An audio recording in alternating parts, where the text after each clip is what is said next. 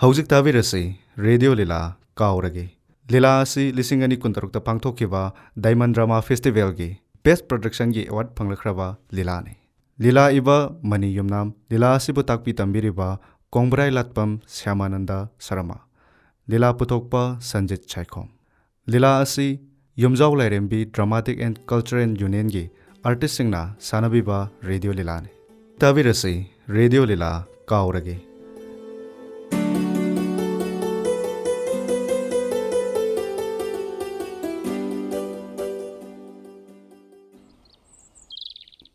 Ai, nakoibu kana legin hey, chaglasam ta puthoro una.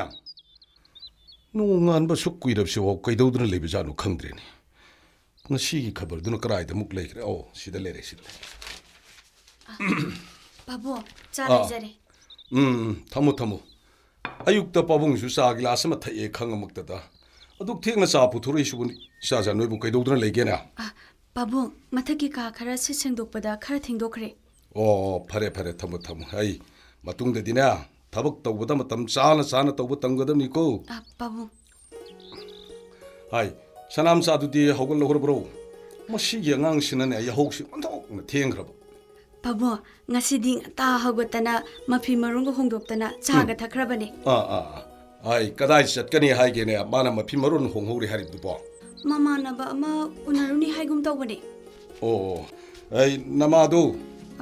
Aigi pungjat ka phajom ga do khara phajanam to sudo hayo laiba no majing numi se sida ai karma ma sakada bu leiko cholo namadu ta ha khabar ne dana tawri sniyo nungai ai pha pau amat he gyaw da mafam madu da yo mai tharam le mafam madu da kapna re asi bakchang ma ta dan le si ngak ta ai sana ma sa Pabung. Ayuk sida nang na pinaron na setna thori duna karai chake hariba.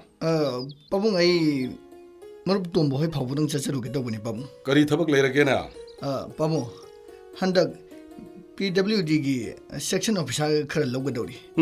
Maduda marup tombo ga ikhoi ni so laibag yeng siran khanari ba. Phai ne adudi phai. Yam phai ade hei exam do soidana yawgadam ni ko. Ngai ko. MPSC na lawni haibra ne. Mani Pabung. Aduda Pabung. Aikhoigi imanaba kharadi haujiktagi hongna sel khara pijana duna thabak wanom na khare. Aduna nasa aigi su sel khara pihaudrabadi thabak do khalakadaba mandi Pabung. Aduna nasa aigi su sel khara pijana ba thorong tobiyo Pabung. Pabung sel pifam choirodaba mafam su leirabani Pabung. Kari corruption sel pijaba ai ipa corruption yati haibsi nang khangi benatro ai nang na exam do adu phajana da tormu ko madu du kari do bi khaloi do no ai sen pijabe gi thabak si ipa yati ko Pabwa nasana nahan makai thabaki exam thare si bu kayam yamagi ne Pabwa Pabung jom tang khandu ne jingbiu ne Pabwa hojiki matam sida bu sel lupa am phok bijaru dana kanana thabak khanbira kadagi ne Pabwa ai mi khuding makpu lana khanganu ne sel pirudana masagi merit ta khalakpa miyoi mayam ma yauri me ne sel pamdaba asumba pamba MPSC gi chairman member kayam lirim ni ne Pabwa nasagi academy ese bar oki gedori haiba handagi matang sida thabaga du changhograbadi aina nahan makai sel tingmu makai engineer tamuri badu karim da kanadre ba Pabwa hai sel pijabagi thabak tu aina supya ya di harisni ko aina police officer were kripse sel mana mat dingdana were krimni ne Pabung matam duga hojiki matam siga yam khenari mi Pabwa Ho karino napana sana ayuk ngata sida launarami basibu kaidoba yaurage ba ai mama hojik puna sanu pa si sarkar gi thabak changge eso wege sel pija si hairi ne ai masi mapa ai aning mapa mamuna khangdab dong tawri ko ado moi pabwa soiroidaba oiradi moina haiba sendo kayano to pithokhraga nasanu paji thabak changhalorasi kaino masi sahi su yamjale e ai tharik tha karino nang haribdo ha haima karino banang haribdo ai kanano karamba misak no haibsi nang khangiba natro ho moi pabung kanano karamba misakno haiba ai khangjaiye matamse moi pabung hoigi matamdo natrabani adugi su matakta se ꯅꯆꯥꯅꯨꯄꯥꯁꯦ ꯃꯣꯏ ꯄꯥꯎꯡ ꯍꯣꯏꯗꯧꯅ ꯂꯥꯏꯔꯤꯛ ꯂꯥꯏꯁꯨꯗ ꯃꯀꯣꯛꯇ ꯊꯣꯡꯉꯛꯄꯃꯛꯇꯤ ꯅꯠꯇꯦꯗꯅ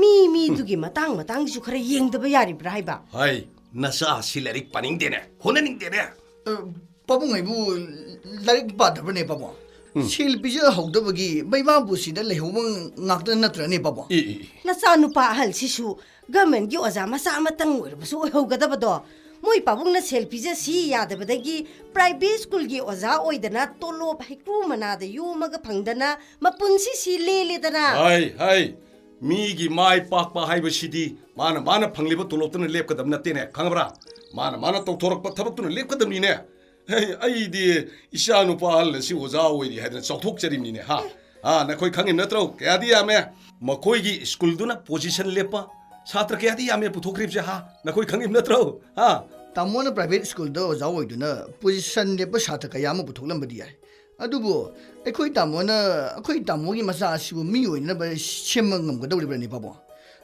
ꯄꯥꯕꯨꯡ ꯈꯣꯏꯒꯤ ꯃꯇꯝꯗ ꯁꯦꯜ ꯏꯆꯪ ꯆꯪꯗꯅ ꯃꯆꯥ ꯁꯦꯝꯅꯔꯝꯕꯗꯣ ꯍꯧꯖꯤꯛꯀꯤ ꯃꯇꯝꯁꯤꯗꯗꯤ ꯌꯥꯗ꯭ꯔꯕꯅꯤꯅꯦ ꯄꯥꯕꯨꯡ ꯑꯩꯈꯣꯏꯅ ꯂꯥꯏꯔꯤꯛ ꯂꯥꯏꯁꯨ ꯇꯝꯃꯛꯄꯗ ꯁꯦꯜ ꯀꯌꯥ ꯌꯥꯝꯅ ꯆꯪꯈꯤꯕꯒꯦ ꯍꯥꯏꯕꯁꯤ ꯄꯥꯕꯨꯡꯅ ꯍꯦꯟꯅ ꯈꯪꯕꯤꯔꯕ ꯅꯠꯇ꯭ꯔꯅꯦ ꯄꯥꯕꯨꯡ ꯅꯈꯣꯏꯒꯨꯝꯕ ꯀꯔꯞꯁꯟ ꯄꯥꯝꯕ ꯁꯦꯜ ꯄꯤꯖꯔꯒ ꯊꯕꯛ ꯆꯪꯕ ꯄꯥꯝꯕ ꯃꯤ ꯉꯥꯛꯇ ꯂꯩꯔꯕꯗꯤ ꯂꯩꯕꯥꯛꯁꯤ ꯀꯔꯤ ꯑꯣꯏꯕ ꯍꯧꯅꯔꯤꯒꯦ ꯈꯨꯝꯃꯨꯅꯦ ꯅꯆꯤꯟꯁꯤꯡꯗꯣ ꯈꯨꯝꯃꯨꯅꯦ ꯑꯔꯥꯟꯕ ꯄꯥꯝꯕꯩꯅ ꯊꯕꯛ ꯆꯪꯈꯤꯕ ꯃꯤꯑꯣꯏ ꯀꯌꯥ ꯑꯃ ꯑꯆꯨꯝꯕ ꯑꯐꯕ ꯊꯕꯛ ꯀꯌా ꯑꯃ ꯇꯧꯔꯛꯂꯣꯏ ꯍꯥꯏꯅꯤꯡꯉꯥꯏ ꯂꯩꯇꯦ ꯄꯥꯕꯨꯡ ꯃꯣꯏ ꯄꯥꯕꯨꯡꯅ ꯑꯆꯨꯝꯕ ꯄꯥꯝꯕꯗꯒꯤ ꯃꯔꯤ ꯃꯇꯥ ꯀꯌꯥ ꯑꯃꯗꯤ ꯊꯧꯗꯣꯛ ꯋꯥꯊꯣꯛ ꯊꯣꯛꯄꯗ ꯆꯦꯕꯥꯎ ꯀꯛꯅꯔꯦꯗꯅ ꯑꯩꯈꯣꯏ ꯏꯅꯝꯃꯒꯤ ꯃꯆꯥꯅꯨꯄꯥꯗꯨꯅ ꯃꯤ ꯈꯠꯅꯩꯌꯦꯗꯅ ꯄꯨꯂꯤꯁꯅ ꯐꯥꯕꯒꯤ ꯍꯥꯛꯇꯛꯇꯨꯗ ꯃꯣꯏ ꯄꯥꯕꯨꯡꯅ ꯊꯥꯗꯣꯛꯎ ꯍꯥꯏꯕ ꯌꯥꯈꯤꯗꯕꯗꯒꯤ ꯅꯠꯇ꯭ꯔꯣ ꯏꯅꯝꯃ ꯈꯣꯏꯒꯤ ꯏꯃꯨꯡꯒꯤ ꯃꯤꯑꯣꯏ ꯑꯃꯇ ꯏꯆꯥꯅꯨꯄꯥ ꯑꯍꯟꯁꯤꯒꯤ ꯂꯨꯍꯣꯡꯕꯗ ꯆꯪꯕꯤꯔꯛꯇ꯭ꯔꯤꯗꯣ ꯂꯥꯛꯈꯤꯗꯕꯗꯣ ꯂꯥꯛꯇꯁꯅꯨ ꯀꯣ ꯀꯅꯥ ꯑꯃꯠꯇ ꯆꯪꯉꯛꯇꯁꯅꯨ ꯑꯩꯅꯦ ꯃꯈꯣꯏꯒꯨꯝꯕ ꯅꯝꯊꯥꯛ ꯇꯧꯕ ꯑꯆꯨꯝ ꯑꯔꯥꯟ ꯈꯪꯗꯕ ꯃꯁꯥꯒꯤꯗ ꯈꯟꯕ ꯃꯤꯁꯤꯡꯗꯨꯒꯅꯦ ꯃꯔꯤ ꯃꯇꯥ ꯑꯣꯏꯕ ꯄꯥꯝꯗꯦ ꯍꯥꯏꯔꯤꯁꯤꯅꯤ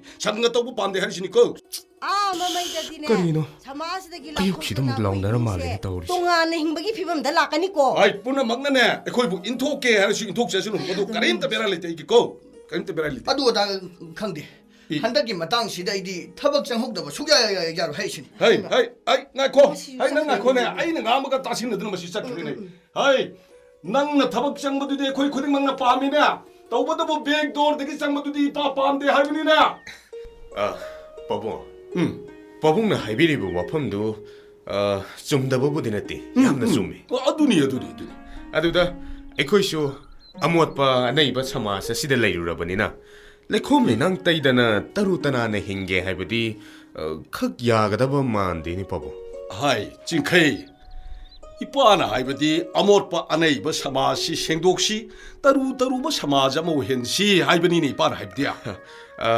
ꯑꯃꯣꯠꯄ ꯑꯅꯩꯕ ꯁꯃꯥꯖ ꯑꯃ ꯁꯦꯡꯗꯣꯛꯄ ꯃꯇꯝꯗ ꯁꯦꯡꯗꯣꯛꯂꯤꯕ ꯈꯨꯠꯇꯨꯁꯨ ꯂꯩꯈꯣꯝ ꯂꯩꯅꯥꯡꯗꯤ ꯈꯔ ꯇꯩꯕ ꯇꯥꯕꯅꯤꯅꯦ ꯄꯥꯕꯨꯡ ꯑꯩꯈꯣꯏꯅ ꯂꯩꯅꯔꯤꯕ ꯇꯔꯨ ꯇꯅꯥꯟꯕ ꯌꯨꯝ ꯑꯁꯤ ꯂꯩꯈꯣꯝ ꯂꯩꯅꯥꯡ ꯃꯔꯛꯇꯒꯤ ꯂꯩꯈꯣꯝ ꯂꯩꯅꯥꯡ ꯇꯩꯕꯁꯤꯡ ꯑꯗꯨꯅ ꯌꯥꯝ ꯋꯥꯅ ꯑꯣꯏꯍꯜꯂꯛꯈꯤꯕꯅꯤ ꯄꯥꯕꯨꯡ ꯑꯩꯈꯣꯏꯁꯨ ꯁꯃꯥꯖ ꯑꯁꯤꯗ ꯂꯩꯔꯨꯔꯕꯅꯤꯅ ꯂꯩꯈꯣꯝ ꯂꯩꯅꯥꯡ ꯇꯩꯗꯅ ꯇꯔꯨ ꯇꯅꯥꯟꯅ ꯍꯤꯡꯒꯦ ꯍꯥꯏꯕꯗꯤ ꯈꯛ ꯌꯥꯒꯗꯕ ꯃꯥꯟꯗꯦꯅꯦ ꯄꯥꯕꯨꯡ ꯑꯗꯨꯅꯤ ꯗꯦꯁꯥ ꯎꯄꯥꯏ ꯇꯧꯗꯅ ꯊꯕꯛ ꯆꯪꯍꯧꯔꯒ ꯑꯩꯈꯣꯏ ꯃꯤ ꯑꯣꯏꯍꯧꯗꯕ ꯌꯥꯗꯕꯅꯤꯀꯣ ꯃꯣꯏ ꯄꯥꯕꯨꯡ ꯀꯔꯤꯅꯣ ꯅꯈꯣꯏꯅ ꯑꯩꯒꯤ ꯁꯤꯟꯊꯛꯇ ꯁꯨꯝ ꯈꯨꯝꯃꯤꯕꯁꯦ ꯑꯩꯁꯤ ꯀꯅꯥꯅꯣ ꯍꯥꯏꯕ नखोई काउरब्रो नखोई काउरब्रो अईसे भारत की लेमजनिंगाई ओइरबा राष्ट्रपति मेडल फंखिबा एमपीएस पुलिस ऑफिसर मतम अमकी एसपी राजेनी ने अइना ने इमुंग सिगी अलनी को मकोक थोंगनी अइना पामदबा यानिंगदबा थबक अमतने इमुंग सिगी मेओय अमतन तौबा यारो हरसिनी को ꯑꯩꯈꯣꯏꯒꯤ ꯏꯃꯨꯡ ꯑꯁꯤꯕꯨ ꯄꯥꯕꯨꯡ ꯗꯦꯃꯣꯀ꯭ꯔꯦꯁꯤ ꯆꯠꯄ ꯏꯃꯨꯡꯂ ꯅꯠꯇ꯭ꯔꯒꯅ ꯗꯤꯛꯇꯦꯇꯔ ꯁꯤꯁꯇꯦꯝꯗ ꯆꯂꯥꯏꯕꯤꯔꯤꯕ꯭ꯔꯣ ꯑꯗꯨꯒ ꯑꯩꯈꯣꯏ ꯄꯥꯕꯨꯡꯅ ꯂꯧꯕꯤꯔꯤꯕ ꯔꯣꯜꯁꯤꯅ ꯀꯔꯝꯕꯅꯣ ꯑꯦꯊꯦꯟꯁꯀꯤ ꯀ꯭ꯂꯦꯊꯦꯅꯤꯁꯂ ꯅꯠꯇ꯭ꯔꯒꯅ ꯖꯔꯃꯟꯒꯤ ꯑꯦꯗꯣꯜꯐ ꯍꯤꯠꯂꯔ अनिमक एथेंस की क्लेथेनी सुनी को जर्मन की हिटलर सुनी अईने इमुंग सिगी अहलनी हाइदना मकोक थोंगबनी हाइदना नखोई वा तादब लेग्रब्रो अई नखोई वा पुम लोइना तारीना ꯑꯩꯈꯣꯏꯅ ꯍꯥꯏꯕ ꯋꯥ ꯇꯥꯕꯤꯕꯇꯅꯦ ꯑꯩꯈꯣꯏꯒꯤ ꯑꯅꯤꯡꯕ ꯑꯄꯥꯝꯕ ꯑꯃꯠꯇꯗꯤ ꯄꯥꯡꯊꯣꯛꯄ ꯉꯝꯖꯔꯤꯕ꯭ꯔꯣ ꯑꯩꯈꯣꯏꯕꯣ ꯄꯥꯕꯨꯡ ꯃꯁꯤꯗꯤ ꯗꯦꯃꯣꯀ꯭ꯔꯦꯁꯤ ꯅꯠꯇꯦꯗ ꯄꯨꯔꯥ ꯗꯤꯛꯇꯦꯇꯔ ꯁꯤꯁꯇꯦꯝꯅꯤꯗ ꯄꯥꯕꯨꯡ पालिबा लेबाक असिबु प्रजासिंग असिना अपाम अनिंग अनिंगबता तौनरबदबु करमना लेबा ngakpa ngamदौरिगे लेबाक की आइल हाइबम लेरिबनिने Hey, 아인두기 왕말라나네 그나고마 맞다나 샷피 야로이고. 바보 ꯑꯩꯈꯣꯏꯅ ꯍꯥꯏꯖꯕꯗꯤ ꯂꯩꯄꯥꯛꯀꯤ ꯑꯥꯏꯟꯗꯨ ꯆꯨꯝꯅ ꯆꯂꯥꯏꯕꯤꯌꯨ ꯍꯥꯏꯖꯕꯒꯤ ꯋꯥ ꯈꯛꯇꯅꯤꯅꯦ 바보. ꯑꯗꯨꯗꯤ ꯅꯈꯣꯏꯅ ꯍꯥꯏꯔꯤꯁꯤ ꯑꯩꯈꯣꯏ ꯏꯃꯨꯡꯁꯤ ꯑꯩꯅ ꯂꯥꯟꯅ ꯂꯝꯖꯤꯡꯉ ꯁꯤꯅꯤꯅ. ꯑꯩꯈꯣꯏꯅꯦ ꯃꯣꯏ ꯄꯥꯕꯨꯡꯕꯨ ꯂꯥꯜꯂꯤ ꯍꯥꯏꯖꯗꯦꯀꯣ ꯂꯥꯜꯂꯤꯗꯅ ꯍꯥꯏꯕꯒꯤ ꯏꯇꯤꯛꯁꯨ ꯂꯩꯖꯗꯦ ꯇꯧꯕꯇꯕꯨ ꯑꯩꯈꯣꯏꯒꯤ ꯑꯅꯤꯡꯕ ꯑꯄꯥꯝꯕ ꯈꯔꯁꯨ ꯄꯥꯡꯊꯣꯛꯄ ꯌꯥꯍꯟꯕꯤꯌꯨ ꯁꯤꯗꯅꯤ. ꯇꯥꯃꯣ ꯄꯨꯡ 9 ꯇꯥꯔꯦ ꯁ꯭ꯀꯨꯜ ꯊꯦꯡꯕꯤꯗ꯭ꯔꯤꯕꯣ? ꯍꯣꯏꯅꯦ ꯄꯨꯡꯁꯤꯗꯤ ꯌꯧꯔꯝꯃꯦꯗꯅ. 이붕어 라와. 에이 저무나 ꯅꯪ ꯑꯉꯥꯡꯁꯤꯒꯅꯦ ꯕꯦꯟ ꯉꯥꯏꯃꯤꯟꯅꯔꯝꯃꯣ. ꯑꯩ ꯆꯥꯛꯀ ꯆꯥꯔꯔꯣꯏꯗꯕꯅꯤ. ꯐꯤꯖꯦ ꯐꯠ ꯍꯣꯡꯉꯒ ꯊꯣꯛꯂꯛꯑꯗꯕꯅꯤꯀꯣ. ꯆꯥꯛꯇꯣ ꯆꯥꯔ ꯆꯠꯂꯗꯤ ꯐꯗꯝꯅꯤꯗꯣ. 부부가 부부가다네 스쿨 잘루키게 하라모. 고염자리 야래 슈디 말아모 그렇거니. 푸푸 살람 이슈 돌봐 살람. good, very good. 이슈나 막콩시 튼다나 막굿 마사지네 그 살람가 꽃밭이 뭐 시바가 레이트레. 라와 잘라세. 푸 보복 바이바이 이슈 돌봐 바이바이. 이슈 따니 이몽시다 미오 이거 더르시. 예. 이슈 마부 아이나. MPS 오피샤라 마드기디 따다나 소이다나 생관이. 이슈는 뭐 뿡마리 파락봐도 혹시 막 핵쟁닝이다.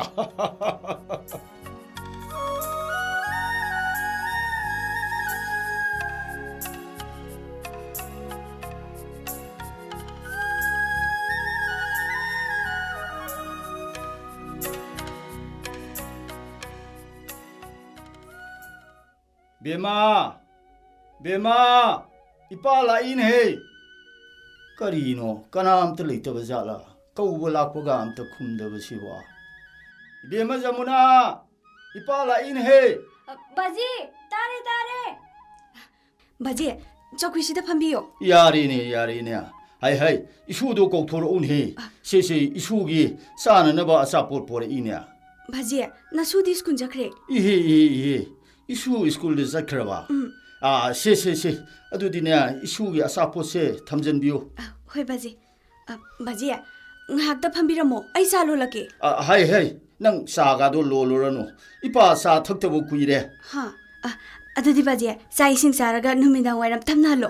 इपा साक सादो लेथुप याबन तीनहि युमदुदने थबुक मयाम अम लेहौरिनि सिंखैबु लेतबरा सिंखैदो अमुतंग कौथोरो 바지 तामोदि स्कूल जाखिए. हा तामो हंगबबु कै हैगदबनो बाजी. अतै मगी नतेदा सी नबुंगने लेता मरुप अम याउजरगा युम मसा अम होगलिदो अदुगी मतंगदा ऐ मागा करिंबो खरा तानगेना तौबनिने 바지 हानेगी युमदो सिदोब्रो. सिदोक्ते मदु सिदोक्लबदि अखुइदि कदाइदा लेनि हा सिदोक्लबसु हयेंग अमदो साब लोरगा सिदोक्पा हाइदिनि.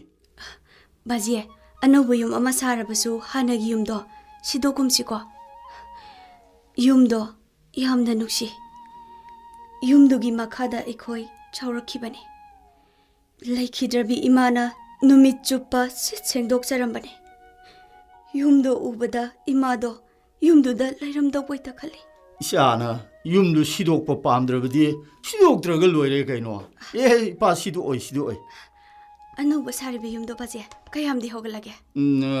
करी बेमा मखुइगी मखोंग थादबा हाइब्रा अदु भाउदि लोइरेनि नबुंदो अदुनने सेल थुंगा अदु आमना थोक्सबा नतेदो सिकी मिस्त्री अमु ओइजबदुदने हे मागी मरु मपांगसिंग थबुक सुमिनयु आंगांसिंदुगा हेक्ता होगलिनि हे बाजीना लाइसे अतै मगी नतीनि हे हौजिकसी योट बिलामाती खरा अथुबदा लेदबा यारोइदौरिने अदु आई सिंखैदा पैसा खजिकता हंगे हैदना आई इपा लाकपनिने बाजे होरेन तामो लागा आई हाइरगे. ओ फरे तादा लाइनि तादा लिंबिरे बेमा आई लामी अदो तादबु चुमना सुम कोइथोकपिरकपरो करी थबक लेगे अतै अमगी नतेदा से नया नुपादुना युम मसामा अदु होगसरी अदुगी आई सिंखैगा सेल थुंगी मतंगदा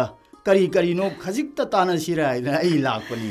तानबियु करी तानदनिगे तानबिगदबनी अदो तादा ꯉꯥꯏꯍꯥꯛꯇ ꯂꯦꯡꯁꯤꯟꯕꯤꯔꯝꯃꯨ ꯃꯣꯏ ꯄꯥꯕꯨꯡꯁꯨ ꯆꯥꯏꯊꯍꯧꯔꯤ ꯂꯣꯏꯔꯒ ꯊꯣꯛꯂꯛꯑꯒ ꯋꯥꯔꯤ ꯋꯥꯇꯥꯏꯒ ꯁꯥꯟꯅꯅꯕ ꯍꯩꯕꯦꯝꯃ 이마, ꯅꯪꯕꯨ ꯄꯥꯕꯨꯡꯗ 바지 ꯂꯥꯛꯑꯦꯗꯅ 하이루ꯔꯕ꯭ꯔꯣ 하이지 이마. 하이마 하이루로드나 ꯑꯗꯨꯗꯤ ꯑꯗꯨ ꯇꯥꯗ ꯉꯥꯏꯍꯥꯛꯇ ꯂꯦꯡꯁꯤꯟꯕꯤꯔꯝꯃꯨ ꯑꯩ ꯗꯨꯀꯥꯟ ꯐꯥꯎꯕꯗꯪ ꯆꯠꯆꯔꯨꯈꯤꯒꯦ 예, 쌀로로 쌀로로. ꯌꯦꯡꯉꯣꯏ ꯄꯥꯕꯨꯡꯗ ꯊꯨꯅ ꯂꯣꯏꯔꯛꯅꯕ 하이루로고 이마 ꯆꯠꯂꯨꯈꯤ게 해 바지, 아이 바붕다 바지 라이나 아무다 하이로게. 아, 비마, 낭 빠붕드네. 아이 라이 하이로노. 그, 시엔도 아묵 톨럭럽디 와리와 따이 사나다나 아이 한배 야로인해. 하, 이빠나 투리버시가 아이 윰드네 타북 마야맘 술래 호리 이빠 아무 한나바 떠오게. 아시 싱카이도 할아가네. 이빠나 아투부기 오이나 루파 리싱 양카이 흑다 오르수 레이가드라이나 낭 항암미나 하이고 호이 바지, 아이 하이게. 아, 낭 바붕도 바지 아투부 타바 아마 레이드나 사크리 하이드나 낭 담무 거 아이 바지 목 여기나 봤다 오르게 고 베마 바지. 이빠 할르게 이빠 요리고 베마 이빠 요리 이빠 요리고 호이 바지.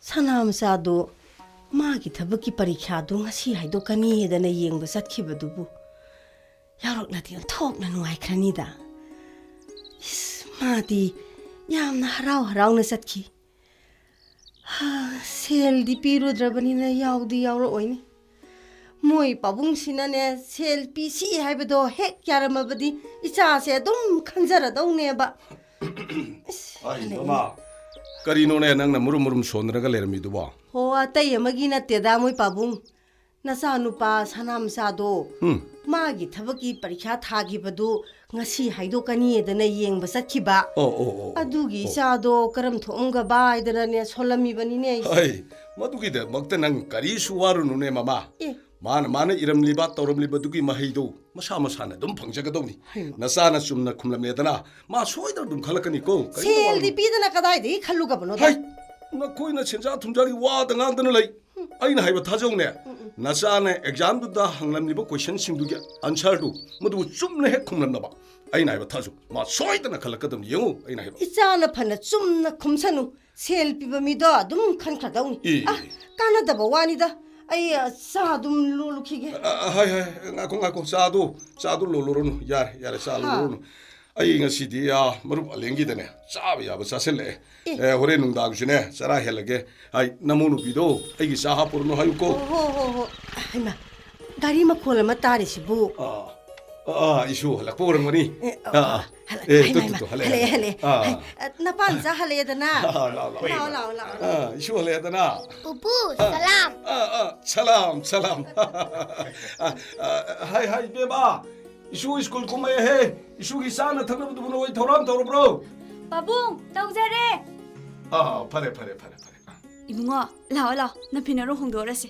Pupu, ay tuglakan da chapo jaminase. ha ye saminishi chalo na pinaron hong oro chalo 징카야 nang su na phinaron hongthulaga thoklo dana chanunga thakna na ba 이마 ingasi디 차 탁바 야로로이 학상 시 kaya nuaite ba hai kayam kanang amdabno ne nang ba yam thoina ngamdaba nateda babu o karino khangde 학상 시 복속도 속대 potharaga mai phajani nga pothajaro ro na sadu ngai trap de so potharo koy babu potharuro moi babu is masangam de hairi sibu kaya kanangam driba janone moi babu doctor mayeng hansira hai nang na pakhat khipsina hong thuiba class khara yam lorngani ko aduna chokthadana wadana tawribni potharaga mai phajani hoi ngamdraga na horen doctor ama hek kauraga yenghan bai duni ko hoi adumne hek taw bai duni haima isu phi hongba loire dana la se sida pam se Mama, Pupu ay kachama buturo. yengoi nang pupudi ne sangumga mata tharoi haibani ko se mama na begi mayumda kari no yamna sasal e haibani ko haibema nang babunggi di sangumga do yauranu hai Ade, Pupu ay kachamilani. isu ka samine kadang hai bema 이슈는 야드해. 이 고기수 싸나도 그이노 하나 부터로. 나만은 부터. Yengoi, bungo. Baba masangam de haidu khara phaura bro. Bubuk, babadi phang dai phauye. Kaya ka nangamdrabanu khangde ne sa dubu. 하이 ngahak potharaga dum phajenida. Ya madugidamukta nang thoina warunu wadana tawrimni hairedana. 바보 상곰 레이저래. 타무. 이마기수 상곰 레이저래. Kadai. 하이 슈샤. 슈기 사포 인비게 가클로샤. 하우라. Hawe. 싸로. Pupu, say so sa poti lake. 하. kata. Ilo. 슈 도이머나 일렉바 짜포시디야. 하우레다. 하웨. Moi pabungbu numidangi sap ka hapuranu tap makai sa salega haibadai ne. 하이 슈 눔시버네 일럽도보 짜다부 야이 브로. 하. Sabiu. Ngasi ne su nungsi braibu hospital yongnani ko. 호스피탈 요슈 요레드나 슈 눔시버나 일레가 짜바보. 과쇼. 와, 이마. Hey, moi babu nasanu pa sanam cha sina ping na sanga isibu. Hoide. Kaidora ba za 그래도 ni. 자는데. 바보. 이마. 나사 타박 칼레 바보. Sa tabakale ba. nungaire da. Karino. Ish. Nungaire da ibu Kare manga da. sama na rewani. 파레. 이샤는 타박 칼락고 시묵 누가이바만 레이트리 해. Hayengoi. Ai chingkhai. Jamuna. 이마. Noi bang ta kum thara un he. Laun he. Ba sanam sa tabakale hairi ne. Ta kum thara un 아코이 사람마사고 타박할래. 라운레 타박 칼레이네. 저문아. 아코이 사람마사 타박할래 하이리네. 누하래. 이나오는 타박 방무스묵네. 누하이바만 레이트래. 바보 나시디 에코이 사나 마자 타박 칼라바니나 나사세. 싸가도 nga 싸가도니고 아이코이다 싸움시 샤나마사 낭기 머루 마빵싱 슈카나카나노 하요 코이 뿐네 싹샤민네시 아이기 슈 머루 마빵 카르디 하게 싱카이 낭기 슈 나마나바나바카나카나노 카라 하요 코이 뿐네 샤민네시고 호이 바보. 누가래 바보 어디 아이미 마미 좀 다도 우기게 바보. Taruro. 하이 난 꾸이락카누고 nga sak leibtu nang sakatαμ니고 호이 바보. 이붕아 호렌디 짜이싱 tawdorabnina mayam marang langnerni adunane nangi school homework to amukta hana tawthoroso. Oi, mama. chalo 마라모이 따로로. 따로로 마라모이 슈 마라모이 Nungai da saita. 하이 타릭타 Moi babu. 마뚱다디 타박장버기 셴 돈비제드나 와놈버기 타박시 아이코이 뭉시다 목 하나 혹동나라금시네고 Sumpan panjararo he moi babu. Ado tingkina bani kadaino nga leina ba sen da piru odana. 하이 시부 ingona 뭐 하이드나 자 고디에스다기 꼭 록토로 난 록토로 로레게 도로게 난 록토로 Hai ingoi jamuna Ima. saksang da sang kari maroi mapang adagi irombagi masaka do awara pa yenguso nga lei satpadane leirak na ba hai nganna na ba tawsi thengba ya ba nati ko 예마 nganna 혼나거든디고 nganna 호노 누가이래다 바보. 혹적디 아코이 사람마사수 타박 방어버니나 마용 마카이 판한나바 떠히라시다나 바보. 빨랄라동니 마탐세 짭짜라바니 아두든 해 싱카이 이빠나네 윰시 마탁시 마땅가 합각치라이나 칼림리니 babu 그도게 ko dress da di sen na mata ya hogdena 하이 까이로 낭 하리도 봐 하이 낭 문에 영아브로 낭보 asa aina yengba ya ba yenga bani ya hogde 하이 나간기 복스도 나때네 마카 과이 마카기 로카르도 낭 영아브로 asa tasadraga ne moi babu tieng bela ko tala oba si 까이로 낭 하르슈 거리로 아코이 바본기 고디에스다 탐마실 여름들이 하리시고. 에이, 저문아. 딸이 에이, 마빠한테부터 돌아오래 낭보. 에이, 따라보라 낭보 카라 돈없다 돌아오래. 다모 그이 해게 에이, 아코이 바본기 고디에스다 탐마실도 레름들이 하리네. 하 그이노 하시보. 나이코. ngasi nongmani ni sida aikogi yumdaga mitokana-kanagadi changamya. Ai leiringaida디 yumsida kanamta changaltiye tamo. Amta changamde haiba. 노메 babungay tholde.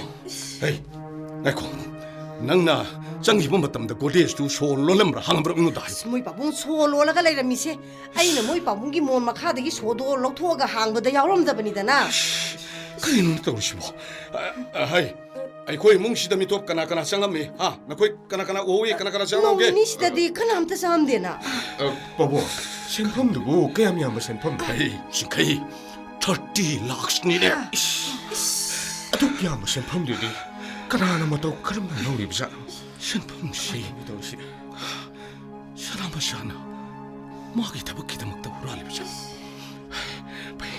ꯑꯩ ꯁꯅꯥꯃꯆा ꯕꯥꯕꯣ ꯅꯪ ꯃꯄꯥꯟꯗꯨꯝꯇ ꯊꯣꯛꯂꯛꯎ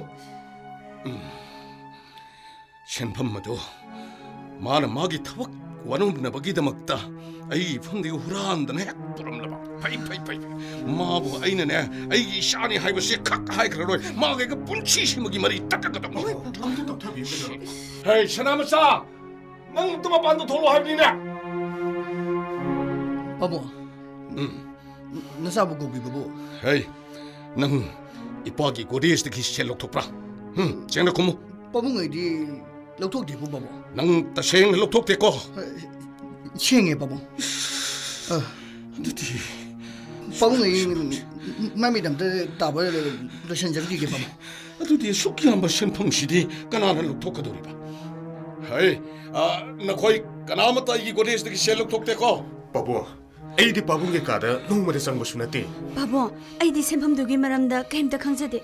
헤이 마마 이소나 강니 아이디네 ngasi 파보다 모이 파붕나 탐바 paisadagi 모이 파붕 따다나네 치키 마 럭톡자데고 이 셴펑시 까나를 록톡하더리 모이 파붕 손답다 락비요 그리노 손답다 락오바 그리노 나한도 다다미가도 라미다나 ꯌꯨꯝ ꯁꯥꯕꯒꯤ ꯃꯇꯥꯡꯗꯅꯦ ꯃꯧ ꯅꯨꯄꯤꯁꯦ ꯁꯤꯗꯅꯦ ꯀꯔꯤ ꯀꯔꯤꯅꯣ ꯌꯥꯝꯅ ꯍꯥꯏꯔꯝꯕꯅꯤ ꯅꯃꯧ ꯅꯨꯄꯤꯁꯤꯅ ꯂꯧꯊꯣꯛꯑꯒꯅꯦ ꯃꯄꯥꯝꯗ ꯊꯩꯕ ꯁꯣꯏꯗꯅ ꯑꯣꯏꯒꯅꯤ ꯃꯗꯨ ꯅꯠꯇꯅꯗꯤꯅꯦ ꯑꯩꯈꯣꯏꯒꯤ ꯁꯦꯟꯁꯦ ꯃꯥꯡꯅꯤꯡꯉꯥꯏ ꯑꯣꯏꯗꯦꯀꯣ ꯍꯥꯏꯔꯤꯁꯤꯅꯤ ꯏꯁ ꯀꯌꯥꯗ ꯉꯝꯒꯅꯤ 그리 뭐군비나 아이고내기 셀 후란바 파이파이파이 에이 이몽 ngasi들 레미니리바 미오이 쿠딩막기 북젤 아이칸이 ngasi ngarang da nate loina relip se ko mangkiba selpham mado imung ngasi da leriba mioi singna lokthok punatana kanam tana thoi harisni ko ꯄꯥꯕꯨꯡ 바보, ai ring ngasi aroi boina na khoi da harisni imung sigi mioi amatana imung sidagi sel mangi haibase kanagumba amagi mafam da haidok ya karigumba imung sidagi sel mangi haibasi mi topne hek khangkiba matamda aikoi imung na leriba mioi khuding makse uran loina loina ukhigadorni khangedana 이몽시덕이 제일 망해 해보시나 거의 가나 아무튼 신 강토르고 야럴거 아이야씨 맞던 머먹이 ASP 라지니 하이바 강도부 사리 ꯄꯥꯕꯨꯡ ꯄꯥꯕꯨꯡ 정훈아 아이고 이몽 너무 덮어줄래 따모 그러게. ꯑꯩ ꯉꯥꯛꯇ ꯏꯁꯥꯁꯤ ꯌꯥꯝꯅ ꯁꯣꯛꯊꯩ ꯀꯔꯤꯅꯣ ꯁꯣꯔꯁꯤ ꯆꯥꯅꯤꯡ ꯆꯃꯥꯡ ꯑꯃꯠꯇ ꯁꯝꯅꯗ꯭ꯔꯦꯅꯦ 따모, 땀나 타고 따모. 오 아란바 tawba midi achumbagi mamangda lepa ngamde haibadu sumkreda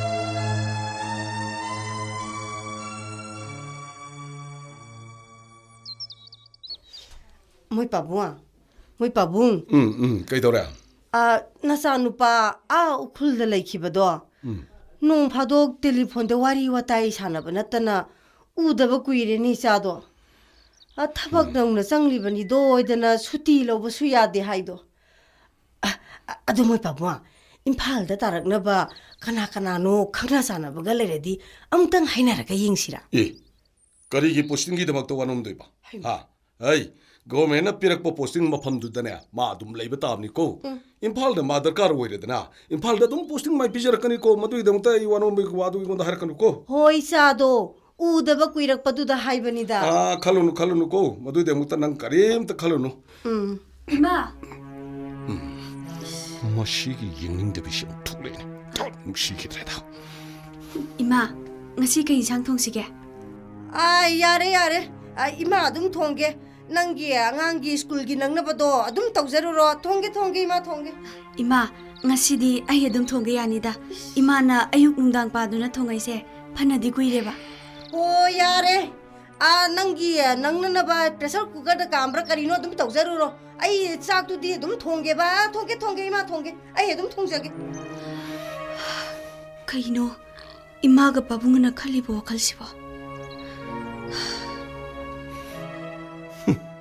ꯃꯁꯛꯁꯤ ꯑꯣꯟꯊꯣꯛ ꯌꯦꯡꯅꯤꯡꯈꯤꯗ꯭ꯔꯦꯗ 이바이메ꯒꯗꯁꯨ ꯐꯅ ꯐꯕ꯭ꯔꯥ ꯍꯥꯏꯅ ꯑꯩꯗꯤ ꯈꯟꯕꯅꯤ ꯑꯗꯨꯕꯨ ꯃꯄꯥ ꯃꯆꯥ ꯆꯞ ꯍꯦꯛ ꯃꯥꯟꯅꯩꯗ ꯑꯩꯅꯦ ꯃꯈꯣꯏꯁꯤꯡꯁꯤ ꯎꯅꯤ ꯈꯟꯕꯗꯅꯦ ꯏꯃꯨꯡꯁꯤꯗꯅꯦ ꯃꯤꯀꯨꯞ ꯑꯃꯐꯥꯎ ꯍꯦꯛ ꯂꯩꯅꯤꯡꯗꯦ ꯅꯆꯥꯅꯨꯄꯥ ꯑꯍꯜꯁꯤꯁꯨꯅꯤꯅꯦ ꯑꯩꯈꯣꯏꯕꯨ ꯋꯥꯔꯧꯔꯤꯕ ꯍꯥꯏꯕꯗꯨꯔ ꯈꯪꯗꯦ ꯀꯔꯤꯅꯣ ꯑꯩꯈꯣꯏꯒ ꯎꯕꯒꯁꯦ ꯑꯃꯨꯛꯇꯣꯏꯕ ꯉꯥꯡꯅꯤꯡꯒꯨꯝ ꯉꯥꯡꯅꯤꯡꯗꯒꯨꯝ ꯇꯧꯔꯤꯕꯅꯤꯀꯣ ꯑꯩ ꯃꯥꯁꯨ ꯃꯥꯒꯤ ꯅꯨꯄꯤ ꯀꯟꯈꯠꯄ ꯄꯥꯝꯃꯕꯗꯤ ꯃꯥꯁꯨ ꯑꯩꯈꯣꯏꯒ ꯀꯥꯏꯅꯕ ꯇꯥꯕ ꯀꯣ ꯑꯩꯈꯣꯏꯒ ꯀꯥꯏꯅꯕ ꯇꯥꯕ ꯏꯕꯨꯡꯉꯣ ꯂꯥꯛꯑꯣ ꯁ꯭ꯀꯨꯜ ꯕꯦꯜ ꯂꯥꯛꯄꯅ ꯍꯥꯟꯕ ꯇꯥꯔꯦ ꯍꯦ ꯌꯦꯡꯉꯣꯏ ꯕꯨꯕꯣꯛꯀ ꯄꯨꯄꯨꯒꯗꯅꯦ ꯁ꯭ꯀꯨꯜ ꯆꯠꯂꯨꯈꯤꯒꯦ ꯍꯥꯏꯔꯝꯃꯣ ꯕꯣꯕꯣ ꯈꯣꯏꯔꯝꯖꯔꯤ ꯌꯥꯔꯦ ꯄꯨꯄꯨ ꯁꯂꯥꯝ ꯌꯥꯔꯦ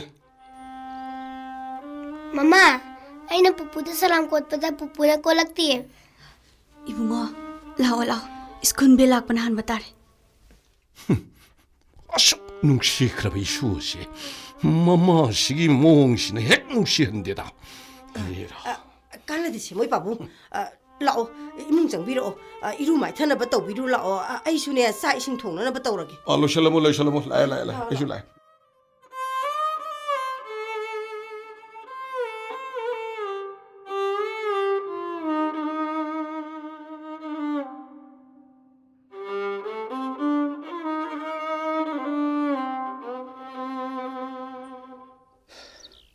ꯃꯈꯣꯏ ꯏꯃꯨꯡꯁꯤꯕꯨ ꯃꯤꯒꯤ ꯑꯝꯇ ꯂꯩꯇꯖꯥꯠꯂꯅꯦ ꯁꯥꯔ ꯆꯤꯡꯈꯩ ꯇꯥꯔꯦ ꯁꯥꯔ ꯂꯦꯡꯕꯤꯔꯛꯏꯗꯅ ꯍꯣꯏ ꯁꯥꯔ ꯁꯥꯔ ꯃꯊꯛꯇ ꯀꯥꯈꯠꯁꯤ ꯑꯩꯒꯤ ꯀꯥꯗ ꯑꯣꯏꯅ ꯐꯝꯃꯨꯁꯤ ꯐꯅꯤ ꯁꯥꯔ ꯁꯥꯔ ꯀꯩꯅꯣ ꯐꯤꯒ ꯏꯟꯕꯤꯔꯤꯕꯗꯨꯕꯨ ꯍꯛꯆꯥꯡ ꯌꯥꯝꯅ ꯅꯨꯡꯉꯥꯏꯕꯤꯗꯕ꯭ꯔꯥ ꯈꯪꯗꯦꯗ ꯁꯥꯔ ꯍꯛꯆꯥꯡꯁꯤ ꯏꯅꯨꯡ ꯅꯨꯡꯉꯥꯏꯌꯨ ꯍꯥꯏꯕ ꯌꯥꯗꯦ ꯁꯥꯔ ꯆꯤꯡꯈꯩ ꯑꯩꯅ ꯁꯨꯝ ꯈꯟꯖꯕꯗ ꯁꯥꯔꯒꯤ ꯍꯛꯆꯥꯡꯒꯤ ꯐꯤꯕꯝꯁꯦ 이문 문ung 강한 문에 좀 거더라 칼리. 사, 아이기 아나아버시기 말합니다. 이문기 미오이 아무따다 강한 게 칸드래. 아두가 사르나수 까나곰바 아무따다 아이기 아나아버시기 말합니다. 하이독 비락까놓고. 살, 아둠나 와칼 손타비가. 살 거기 이문 실통기推동나 와버수 나티. 뭐 반다수 아파 호스피탈 깨아무 레디 꼭 잘라가 라잉가 로이레네. 사르나 헤나 강비리비도네. 아이기시 스테이스 카를란센 그래. 살. 에이 마카타나 라잉다나 시얼게 땡한바 빰드레다. 에, 까리누 사르나 해비리디고. 나티 본시보 뚝 라인을 로버 홍나데다. 살게 나버시 라잉라가 바로 하이닝아이수 레이티. 독터나수 마판다 살라가 라잉나버디 파르푸수 야이 하이다네 에드바이스 타우르 이두디. 독터나 라잉 멍암라로이 포타로 하이보 와하이두디 아나바 이샤다디 까름나 하이가 되게도사. 사르싱카이 살수 강비리비도네. 아이코이 미오이부시 오모르나티.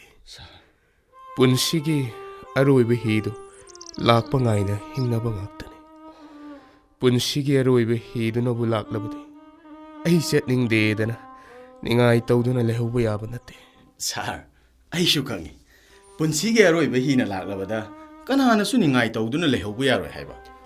살 미호이바는 나락라바 마tamda 독터르 ꯌꯦꯡꯅꯔꯤꯕ ꯍꯤꯗꯥꯛ ꯂꯥꯡꯊꯛ ꯆꯥꯅꯔꯤꯕꯁꯦ ꯄꯨꯟꯁꯤꯁꯦ ꯃꯇꯝ ꯈꯔꯗꯪ ꯑꯣꯏꯔꯕꯁꯨ ꯑꯦꯛꯁꯇꯦꯟ ꯇꯧꯅꯕꯅꯤꯅꯦ ꯁꯥꯔ. ꯍꯣꯏ ꯐꯅ ꯂꯥꯌꯦꯡꯗꯨꯅꯁꯨ ꯃꯇꯝꯗꯣ ꯂꯥꯛꯂꯕꯗꯤ ꯆꯠꯈꯤꯕ ꯇꯥꯕꯅꯤ. ꯁꯥꯔꯒꯤ ꯄꯨꯟꯁꯤꯗꯨꯁꯨ ꯃꯇꯝ ꯈꯔ ꯑꯦꯛꯁꯇꯦꯟ ꯇꯧꯕꯤꯗꯨꯅ ꯑꯩꯈꯣꯏꯒ ꯍꯔꯥꯎ ꯂꯩꯃꯤꯟꯅꯈꯤꯁꯦ ꯍꯥꯏꯖꯕꯅꯤꯅꯦ ꯁꯥꯔ. ꯑꯩꯒꯤ ꯄꯨꯟꯁꯤꯅ ꯃꯇꯝ ꯈꯔ ꯑꯦꯛꯁꯇꯦꯟ ꯇꯧꯕꯗ ꯃꯤꯑꯣꯏ ꯀꯌꯥ ꯑꯃꯗꯤ 와나 칸가도리바니. 에이 까나다수 아와바 삐게 칸드레다사. 나테 사. 까리노 사르 칸비리브두부. 사르시 라이릭 라이슈 하이타베 미슈 나테. 아둑 얌나 와칼 픽타가도부 나테다. 에이나 라이릭 라이슈기 망알 카라 펑자 호구드라니. ngasi 에이나 렙세리바 피렙세. 사. ꯁꯔꯁꯨ ꯁ꯭ꯀꯨꯜ ꯌꯧꯕꯤꯒꯗꯕ ꯑꯣꯏꯔꯤꯅꯤ ꯊꯦꯡꯕꯨ ꯊꯦꯡꯈ꯭ꯔꯅꯤ ꯁꯥꯔ ꯑꯗꯨꯒ ꯁꯥꯔ ꯍꯟꯅ ꯍꯥꯏꯗꯅ ꯋꯥꯔꯧꯕꯤꯒꯅꯨ ꯑꯩꯒꯤ ꯍꯛꯆꯥꯡꯒꯤ ꯃꯇꯥꯡꯗ ꯀꯅꯥꯒꯨꯝꯕ ꯑꯃꯠꯇꯗ ꯍꯥꯏꯗꯣꯛꯄꯤꯔꯛꯀꯅꯨꯀꯣ ꯁꯥꯔ ꯁꯥꯔꯅ ꯍꯥꯏꯕ ꯋꯥꯗꯕꯨ ꯑꯩꯅ ꯌꯥꯔꯣꯏꯗꯕ ꯀꯔꯤ ꯂꯩꯔꯤꯒꯦꯅꯦ ꯐꯔꯦ ꯑꯗꯨꯗꯤ ꯑꯩ ꯑꯃꯨꯛ ꯌꯧꯖꯔꯒꯦ ꯁꯥꯔ ꯋꯥꯐꯝ ꯑꯃꯠꯇꯒ ꯍꯥꯏꯖꯍꯧꯒꯦꯕ ꯀꯔꯤ ꯋꯥꯐꯝ ꯁꯥꯔ ꯄ꯭ꯔꯤꯟꯁꯤꯄꯥꯜꯗ ꯑꯩꯒꯤ ꯃꯍꯨꯠ ꯑꯣꯖꯥ ꯑꯃꯇꯪ ꯁꯤꯟꯕꯤꯅꯅꯕ ꯈꯔ ꯑꯃꯨꯛꯇ ꯍꯥꯏꯕꯤꯔꯛꯎ ꯀꯔꯤꯅꯣ ꯁꯥꯔꯅ ꯍꯥꯏꯕꯤꯔꯤꯗꯨꯕꯨ ꯃꯗꯨ ꯌꯥꯗꯦꯀꯣ ꯃꯗු ꯌꯥꯗꯦ ꯁꯥꯔꯒꯤ ꯍꯛꯆꯥꯡꯅꯅꯦ ꯍꯦꯛ ꯀꯥꯜꯂꯛꯄꯒ ꯍꯥꯟꯅꯒꯨꯝ ꯁ꯭ꯀꯨꯜ ꯀꯥꯕꯤꯔꯛꯀꯗꯧꯅꯤꯀꯣ ꯀꯥꯕꯤꯔꯛꯇꯕ ꯌꯥꯗꯕꯅꯤꯀꯣ ꯁꯥꯔ ꯑꯩ ꯃꯑꯣꯡ ꯌꯦꯡꯖꯔꯒꯦ ꯁꯥꯔ ꯑꯗꯨꯗꯤ ꯑꯩ ꯑꯃꯨꯛ ꯌꯧꯖꯔꯒꯦ ꯁꯥꯔ ꯁꯥꯔ ꯆꯥ ꯅꯨꯡ ꯊꯛꯃꯤꯟꯅꯒꯗꯕꯗꯨꯁꯨ ꯂꯣꯟꯕꯤꯅꯅꯕ ꯂꯩꯇꯗꯅ ꯊꯛꯇ꯭ꯔꯦ ꯇꯧꯔꯤꯁꯦ ꯁꯥꯔ ꯃꯇꯨꯡ ꯂꯥꯛꯄꯗꯅꯦ ꯊꯛꯃꯤꯟꯅꯔꯒ ꯂꯣꯏꯔꯦ ꯑꯗꯨꯗꯤ ꯑꯩ ꯑꯃꯨꯛ ꯌꯧꯖꯔꯒꯦ ꯐꯅꯤ ꯑꯩ ꯃꯥꯡꯒꯣꯟ ꯐꯥꯎꯕ ꯊꯤꯟꯗꯣꯛꯆꯒꯦ ꯁꯥꯔ ꯐꯅꯤ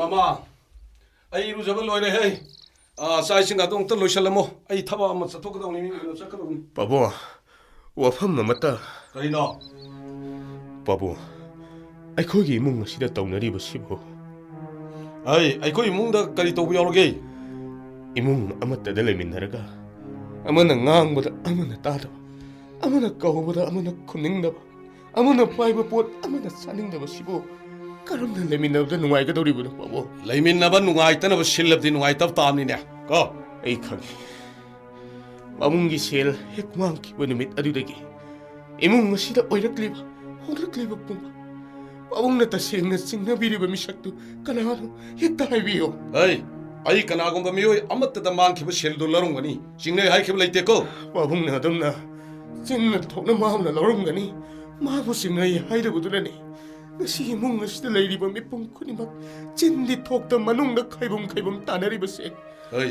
ꯁꯦꯜ ꯂꯧꯔꯤꯕ ꯃꯤꯁꯛꯇꯨꯗꯤ ꯑꯁꯦꯡꯕ ꯍꯨꯔꯥꯟꯕꯗꯣ ꯀꯅꯥꯅꯣ ꯍꯥꯏꯕ ꯁꯣꯏꯗꯅ ꯈꯪꯂꯝꯒꯅꯤ ꯈꯪꯉꯕ꯭ꯔꯥ ꯄꯥꯕꯨꯡ ꯑꯩꯕꯨ ꯋꯥ ꯃꯈꯥ ꯌꯥꯝ ꯇꯥꯜꯂꯛꯀꯅꯨꯀꯣ ꯄꯥꯕꯨꯡ ꯆꯪꯕꯤꯈꯤꯅꯨ ꯄꯥꯕꯨꯡꯅ ꯆꯤꯡꯅꯕꯤꯔꯤꯕ ꯃꯤꯁꯛꯇꯣ ꯍꯦꯛꯇ ꯍꯥꯏꯕꯤꯌꯣ ꯑꯁꯣꯝꯗ ꯀꯌꯥꯝ ꯀꯨꯏꯅ ꯈꯩꯕꯝ ꯇꯥꯅꯔꯒ ꯂꯩꯃꯤꯟꯅꯒꯗꯧꯔꯤꯕꯅꯣ ꯄꯥꯕꯨꯡ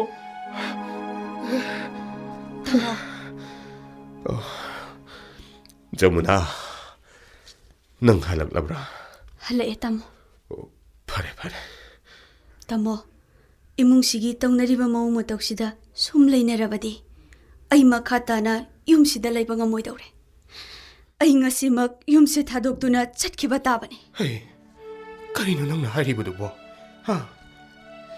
ꯁꯦꯜ ꯍꯦꯛ ꯃꯥꯡꯈꯤꯕ ꯅꯨꯃꯤꯠꯇꯨꯗꯒꯤ ꯄꯥꯕꯨꯡꯒ ꯏꯃꯥꯒꯅ ꯑꯩꯈꯣꯏꯕꯨ ꯉꯥꯡꯅ ꯁꯛꯅꯅꯤꯡꯉꯛꯇ꯭ꯔꯦ ꯖꯃꯨꯅꯥ ꯑꯩꯈꯣꯏꯗ ꯀꯧ ꯉꯥꯡꯗꯕꯇ ꯅꯠꯇꯅ ꯄꯤꯛꯂꯤꯕ ꯏꯆꯥꯁꯤꯅ ꯀꯧꯖꯕ ꯐꯥꯎꯕ ꯅꯤꯡꯊꯤ ꯅꯨꯡꯉꯥꯏꯅ ꯈꯨꯝꯕꯤꯗ꯭ꯔꯦ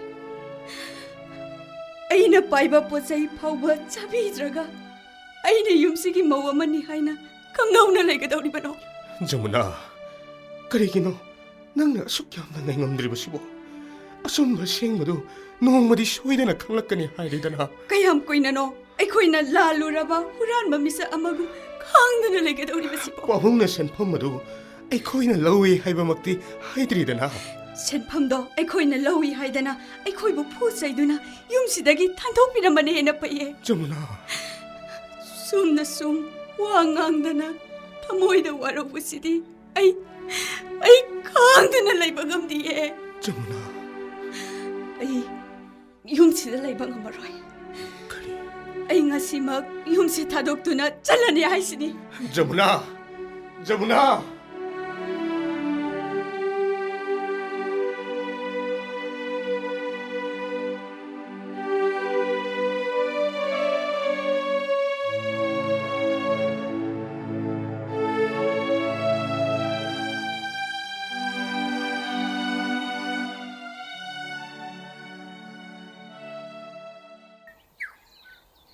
ꯍꯣꯔꯦꯟ ꯅꯨꯡꯗꯥꯡꯗꯤ ꯑꯩꯅ ꯍꯤꯡꯒꯣꯜꯗꯒꯤ ꯍꯦꯛꯂꯛꯏꯕ ꯀꯣꯕꯤ ꯊꯝꯆꯦꯠ ꯃꯥꯟꯕꯤꯁꯤ ꯑꯣꯏꯅ ꯊꯣꯡꯍꯟꯕ ꯍꯥꯏꯗꯨꯅꯤ ꯍꯟꯗꯛ ꯆꯍꯤꯒꯤ ꯀꯣꯕꯤꯒ ꯍꯪꯒꯥꯝꯒꯗ ꯌꯣꯟꯕꯗ ꯂꯨꯄꯥ 3,000 ꯍꯦꯟꯅ ꯐꯪꯉꯝꯃꯅꯤꯁꯦ hawai thrak hawai mubi de yon bada so phanadi yam phangam mani bema jamuna nang muang to thoro ne he ipa na hegle iba kobi si lok slo law ne bema kari non he leitabra ne khumak trisina karai de gino masina ukak wakak mayam am purga la isina ai karai de gi ukak wakak singmon he nang por isubo 바지에 살하이베다 시즈나키바 우와싱 까키바기 아리마 각싱도 럭실루바니 phai 바지에 고비 핵비리리라 아 호레 농당디네 해 고비 통고 사시라 이나 해 우리미네 바지에 타오모 좀 기땅 ngौ라가 하와이자 타가 통하게 아 통고 야야야야 베마 바지 이빠 와마 하이게네 이빠는 와품 맛이 한나 하이드는 능 이빠부 와로거는 고 베마 능 윰두다 한나르바 따우네 베마 바지에 아이 윰두다 अमुक हनगे खनरे फसे करी known हे नंग हारिदो हा नंग नसा यावरबनी हाइबसी नंग कावरब्रो शिउदुना mama उदबदा कया यामना नुंगाइरमोय हाय नखोई काइनबा याबा नत्रेने आइसु इसागी खनबदा यामना नुंगाइते सारिबे युमसे हेक लोइबागा इसादो लक्षिन बिरोरानी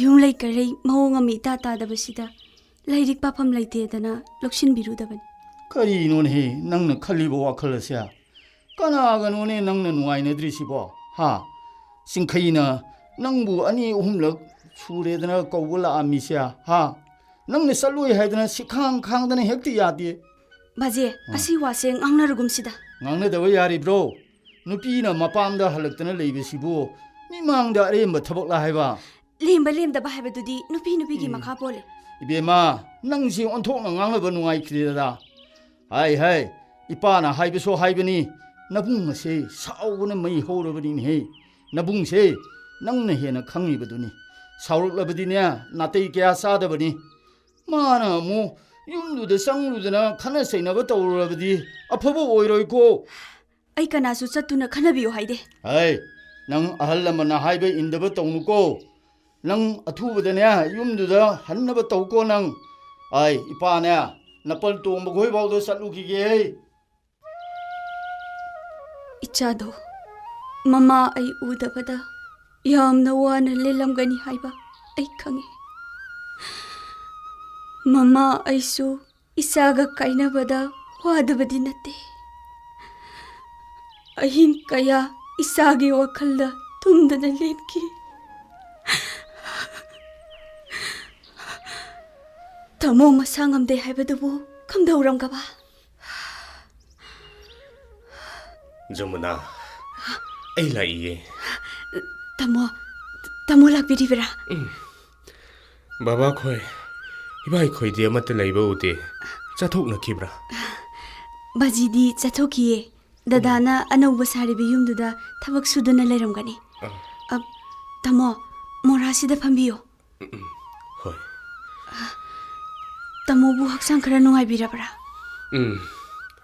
khara nuaire ado aina laklibasi karigino haidrabasu nang khanglamlani ai khange खंगलबदी ऐगा लोइनना युमदा हल्लसिदना ai yumduda hallaroi haidana kayara gana haijakrabaduni Jamuna tamo ai awana pumba khangbangam adubu mina wangangdana asum aran phongdopagi tanja pibidana thamoida waraubasidi ai khangduna leibangamde नंग पुमनुमकी खंद्रबसु इसा थोइबेगी खलो ai isagi kale ai isaga kainabagamoi sariba yumse hek loibaga isado ai hinakta thamgani Madhuri खकोइ थो kari ऐना हेक हिंगलिबा मखैदि कनामतन इशाबो ऐगी फमदगी मुन्नुन पुबा खक ngमलोय nate Jamuna मियोइबा हाइबसी अरोइबा नाइबने अरोइबा मतमदनो बुलाकलबनी फना चैदुनसु ꯐꯅ ꯈꯥꯝꯗꯅꯁꯨ ꯄꯨꯝꯅꯃꯛ ꯑꯔꯦꯝꯕꯅꯤꯅꯦ ꯃꯗꯨꯗꯤ ꯃꯤꯑꯣꯏ ꯑꯃꯈꯛꯀꯤ ꯅꯠꯇꯦ ꯃꯤꯑꯣꯏ ꯈꯨꯗꯤꯡꯃꯛꯀꯤꯅꯤ ꯖꯃꯨꯅꯥ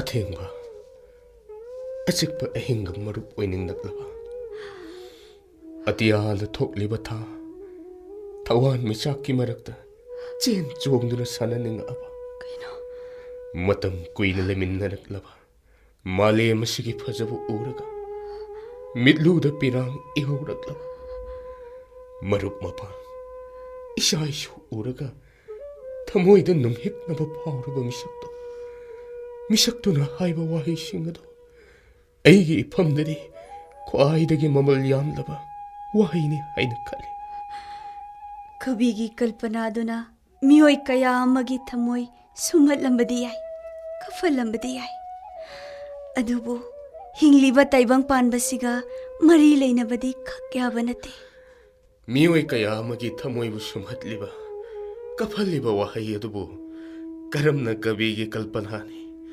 ꯍꯤꯡꯂꯤꯕ ꯇꯥꯏꯕꯪ ꯄꯥꯟꯕꯁꯤꯒ ꯃꯔꯤ ꯂꯩꯅꯗꯦꯗꯅ ꯍꯥꯏꯒꯗꯧꯔꯤꯕꯅꯣ ꯀꯔꯤꯅꯣ ꯇꯥꯃꯣꯅ ꯅꯍꯥꯟꯈꯩꯒ ꯃꯥꯟꯅꯗꯕ ꯋꯥ ꯌꯥꯝ ꯉꯥꯡꯕꯤꯔꯤꯗꯨꯕꯣ ꯈꯪꯗꯦ ꯍꯟꯗꯛ ꯃꯔꯛꯁꯤ ꯑꯩ ꯋꯥ ꯄꯉꯥꯡꯗ ꯉꯥꯡꯅꯤꯡꯉꯤ ꯖꯃꯨꯅꯥ ꯅꯪ ꯑꯩꯕꯨ ꯇꯁꯦꯡꯅ ꯅꯨꯡꯁꯤꯔꯕꯗꯤ ꯑꯩꯒ ꯂꯣꯏꯅꯅ ꯌꯨꯝꯗ ꯍꯜꯂꯁꯤꯕ ꯇꯥꯃꯣ ꯑꯩ ꯇꯥꯃꯣꯕꯨ ꯊꯃꯣꯏ ꯁꯦꯡꯅ ꯅꯨꯡꯁꯤ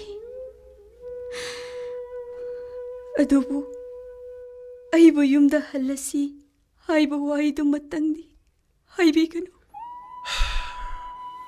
ꯃꯗꯨꯁꯨ ꯅꯪꯒꯤ ꯑꯄꯥꯝꯕꯅꯤ ꯀꯥꯏꯅꯕ ꯍꯥꯏꯕꯁꯤꯗꯤ ꯃꯤꯑꯣꯏꯕꯒꯤ ꯄꯨꯟꯁꯤꯗ ꯍꯦꯛ ꯄꯣꯛꯄꯗꯒꯤ ꯑꯗꯨꯝ ꯂꯣꯏꯅꯗꯨꯅꯇ ꯂꯥꯛꯂꯕꯅꯤ ꯇꯥꯃꯣꯒ ꯑꯩꯒ ꯄꯨꯟꯅ ꯂꯩꯃꯤꯟꯅꯕꯒꯤ ꯃꯇꯝꯁꯨ ꯑꯗꯨꯝ ꯂꯥꯛꯈꯤꯅꯤ ꯑꯗꯨꯕꯨꯗꯤ ꯊꯃꯣꯏꯗꯤ ꯂꯥꯞꯊꯣꯛꯅꯗ꯭ꯔꯤꯗꯅ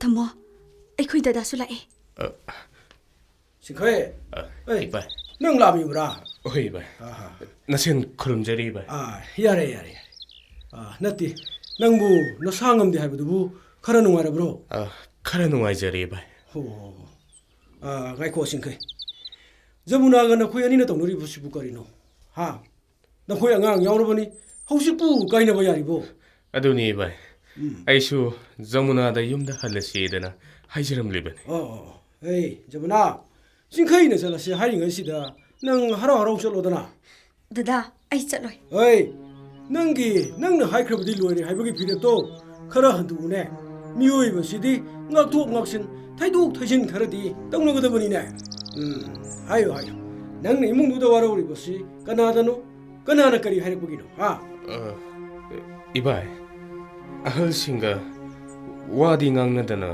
ꯃꯅꯨꯡꯗ ꯋꯥꯔꯧꯅꯕ ꯃꯥꯜꯂꯤ ꯑꯍꯜ ꯑꯃꯅ ꯉꯥꯡꯕ ꯁꯛꯄꯗꯕꯨ ꯋꯥꯔꯧꯕ ꯍꯧꯅꯕ꯭ꯔꯣ ꯆꯠꯂꯣ ꯍꯧꯖꯤꯛꯃꯛꯅꯦ ꯆꯤꯡꯈꯩꯒꯤ ꯃꯇꯨꯡ ꯏꯟꯅ ꯆꯠꯂꯣ ꯍꯥꯏꯔꯤꯕꯁꯤꯅꯤꯀꯣ ꯆꯠꯂꯣꯏ ꯑꯩ ꯌꯨꯝꯗꯨꯗ ꯑꯃꯨꯛ ꯍꯟꯅ ꯆꯠꯂꯣꯏ ꯌꯦꯡꯉꯨꯅꯦ ꯃꯁꯤ ꯂꯝ ꯍꯦꯟꯕ ꯁꯥꯔꯦ ꯃꯁꯤ ꯁꯥꯎꯕꯤꯔꯅꯨ ꯏꯕꯥꯏ ꯃꯥꯅ ꯌꯥꯅꯤꯡꯗ꯭ꯔꯕꯅꯤꯅ ꯂꯩꯖꯍꯧꯔꯁꯅꯨꯗ ꯑꯗꯨꯗꯤ ꯏꯕꯥꯏ ꯉꯁꯤꯒꯤꯗꯤ ꯅꯁꯦꯟ ꯑꯃꯨꯛ ꯌꯧꯖꯈ꯭ꯔꯒꯦ ꯈꯨꯔꯨꯝꯖꯔꯤ ꯏꯕꯥꯏ ꯆꯤꯡꯈꯩ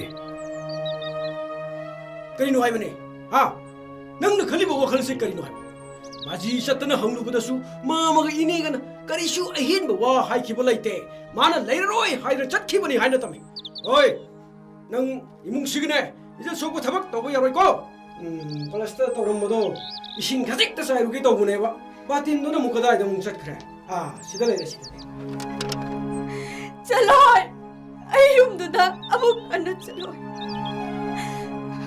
ꯃꯈꯣꯏꯅ ꯑꯩꯕꯨ ꯃꯆꯤꯟꯅ ꯍꯨꯔꯥꯟꯕꯤꯅꯤ ꯍꯥꯏꯗ꯭ꯔꯕꯁꯨ ꯃꯈꯣꯏꯅ ꯑꯩꯕꯨ ꯂꯥꯜꯂꯨꯔꯕꯤ ꯍꯨꯔꯥꯟꯕꯤ ꯃꯤꯁꯛ ꯑꯃꯒꯨꯝ ꯂꯣꯏꯅꯕꯗꯣ ꯑꯩ ꯈꯥꯡꯗꯨꯅ ꯂꯩꯕ ꯉꯝꯃꯣꯏ ꯃꯈꯣꯏꯅ ꯄꯥꯝꯕ ꯃꯈꯣꯏꯒꯤ ꯏꯃꯨꯡꯒꯤ ꯏꯖꯠꯇꯨꯗꯤ ꯑꯩ ꯉꯥꯛꯀꯅꯤ ꯑꯩ ꯏꯃꯨꯡꯗꯨꯒꯤ ꯁꯦꯟꯃꯥꯡꯉꯤ ꯍꯥꯏꯕ ꯑꯩ ꯀꯅꯥꯗꯁꯨ ꯍꯥꯏꯈ꯭ꯔꯔꯣꯏ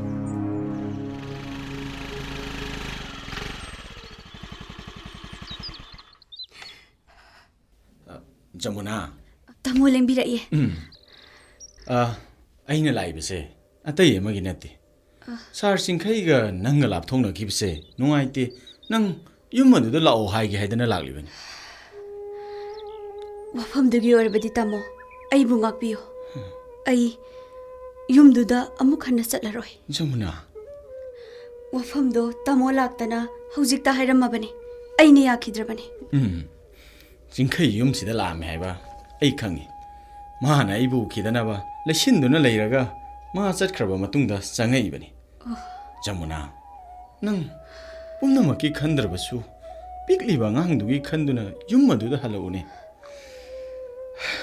ꯑꯉꯥꯡꯗꯨꯒꯤ ꯃꯇꯧꯗꯣ ꯇꯨꯝꯄꯛ ꯑꯩ ꯌꯦꯡꯕ ꯌꯥꯝꯅ ꯅꯨꯡꯉꯥꯏꯇꯦ ꯇꯥꯃꯣ ꯏꯆꯥꯗꯣ ꯃꯇꯝ ꯈꯔ ꯂꯩꯔꯒ ꯂꯧꯁꯤꯜꯂꯒ ꯂꯩꯃꯤꯟꯅꯔꯒꯦ ꯈꯜꯂꯦ ꯖꯃꯨꯅꯥ ꯁꯥꯔ ꯆꯤꯡꯈꯩꯁꯤ ꯑꯗꯨꯛ ꯍꯥꯛꯅ ꯐꯠꯇꯕ ꯃꯤꯗꯤ ꯅꯠꯇꯦ ꯅꯣꯡꯃꯇ ꯃꯤ ꯑꯃꯗ ꯑꯀꯟꯕ ꯋꯥ ꯑꯃꯇ ꯉꯥꯡꯗꯕꯅꯤ ꯅꯠꯇꯦ ꯀꯔꯤꯗꯅꯣ ꯅꯪꯒ ꯃꯥꯒ ꯁꯥꯎꯅꯔꯤꯕꯁꯤꯕꯨ ꯑꯩꯅ ꯍꯪꯕꯗꯗꯤ ꯃꯥꯒ ꯅꯪꯒ ꯁꯥꯎꯅꯈꯤꯕ ꯅꯨꯡꯉꯥꯏꯅꯈꯤꯗꯕ ꯑꯃꯠꯇ ꯂꯩꯇꯦ ꯍꯥꯏ ꯑꯩ ꯈꯪꯉꯤ ꯅꯪꯒꯤꯁꯦ ꯏꯃꯥꯒ ꯄꯥꯕꯨꯡꯒ ꯁꯥꯎꯅꯕ ꯁꯣꯏꯗꯅ ꯑꯣꯏꯒꯅꯤ ꯑꯗꯣ ꯏꯃꯥ ꯄꯥꯕꯨꯡꯗ ꯐꯅꯃꯛ ꯁꯥꯎꯅꯤꯡꯕ ꯂꯩꯔꯕꯁꯨ ꯅꯪ ꯆꯤꯡꯈꯩꯒꯤ ꯑꯃꯗꯤ ꯑꯉꯥꯡꯗꯨꯒꯤ ꯈꯟꯗꯨꯅ ꯌꯨꯝ ꯑꯗꯨꯗ ꯍꯜꯂꯛꯎ ꯇꯥꯃꯣ ꯑꯩꯕꯨ ꯌꯨꯝꯗꯨꯗ ꯑꯃꯨꯛ ꯍꯜꯂꯣ ꯍꯥꯏꯕ ꯋꯥꯍꯩꯗꯨꯃꯇꯪꯗꯤ ꯍꯥꯏꯕꯤꯒꯅꯨ ꯑꯩ ꯌꯨꯝꯗꯨꯗ ꯑꯃꯨꯛ ꯍꯜꯂꯛꯀꯦ ꯈꯟꯗ꯭ꯔꯦ ꯖꯃꯨꯅꯥ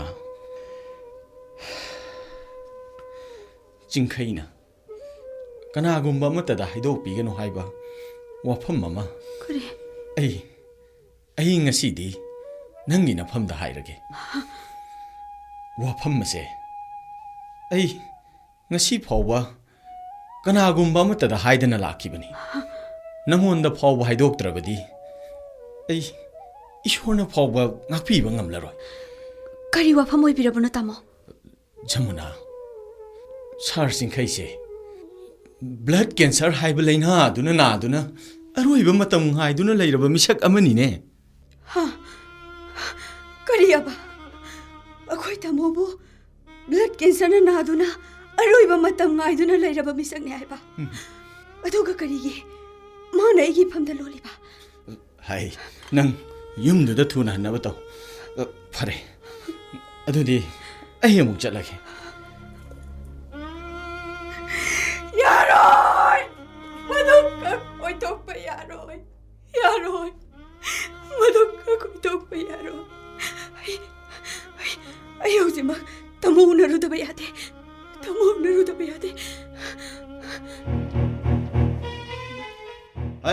ꯑꯩ ꯉꯥꯏꯈꯣ ꯀꯅꯥꯅꯣ ꯌꯨꯝꯁꯤꯗꯒꯤ ꯊꯣꯛꯈ꯭ꯔꯤꯁꯦ ꯀꯅꯥꯅꯣ ꯌꯨꯝꯁꯤꯗꯒꯤ ꯊꯣꯛꯈ꯭ꯔꯤꯁꯤꯕꯣ ꯇꯥꯃꯣ ꯁ꯭ꯌꯥꯝꯅꯦ ꯉꯥꯏꯈꯣꯅꯦ ꯑꯩꯅ ꯉꯥꯏꯈꯣ ꯍꯥꯏꯔꯗꯤ ꯉꯥꯏꯈꯣꯗꯅ ꯀꯔꯤꯅꯣ ꯃꯁꯤꯅ ꯇꯥꯃꯣ ꯁꯥꯝꯅꯤ ꯍꯥꯏꯔꯒ ꯍꯣꯕꯦ 이몽ꯁꯤꯗ ꯆꯪꯈ꯭ꯔꯤꯁꯤ나 ꯅꯪꯅ ꯆꯠꯂꯤꯕ 사전치고 그리 사전노 그리 사전노 하이더니 바지야 그나 그래도 뭐 여러 개 바지야 어머 똥비 바지야 혹시 때 그 음식이 토키브 미도 까나노 낭 탱나우로 그나노 바지 아이디 나랑 미스팅이나 벌써 떨어보도 아도 이싱자로 보니 아도 용시도 그나라 아무노 하비도 바지 아이디 강호드레네 바지 혹시 때 토키브니니 그나노 아이나 저무나다 항보다수 따모 사니다 하이름가 이몽데 신생 그리시니네 어이 나고 너는 비마 용도가 그다리 저거들이 봐 가 저거들이 너 다다 아이 나띠 너는 칼리버 와클 지까이 나학 덕다 이몽 모실래 갔다 할게 칼리버라봐 다다 낭기 사지시디 이빠 따시행나 뚜꺼세 낭분에 이사니 해봐워 이 해닝디엔 해 맞지 오 낭는 한마카이 누빠마 용가 속신느더나 용시들 레이비시디 아두번 누빠마데 나 용빠나 보래 다다 어이 그리기노 이빠 이샤기 시행나 짬나 행제를 본시시다 아무버 깔리데 시기 칼리버 깔리기노 아이 잡잖아 집에 나태 아이 남자나 이름이 나태 그리기노 너다기 질망나 나생님 마밤다 아두고 와이 하이비리도 뭐 후직 나온 거 누빠도 까나노 하윤 해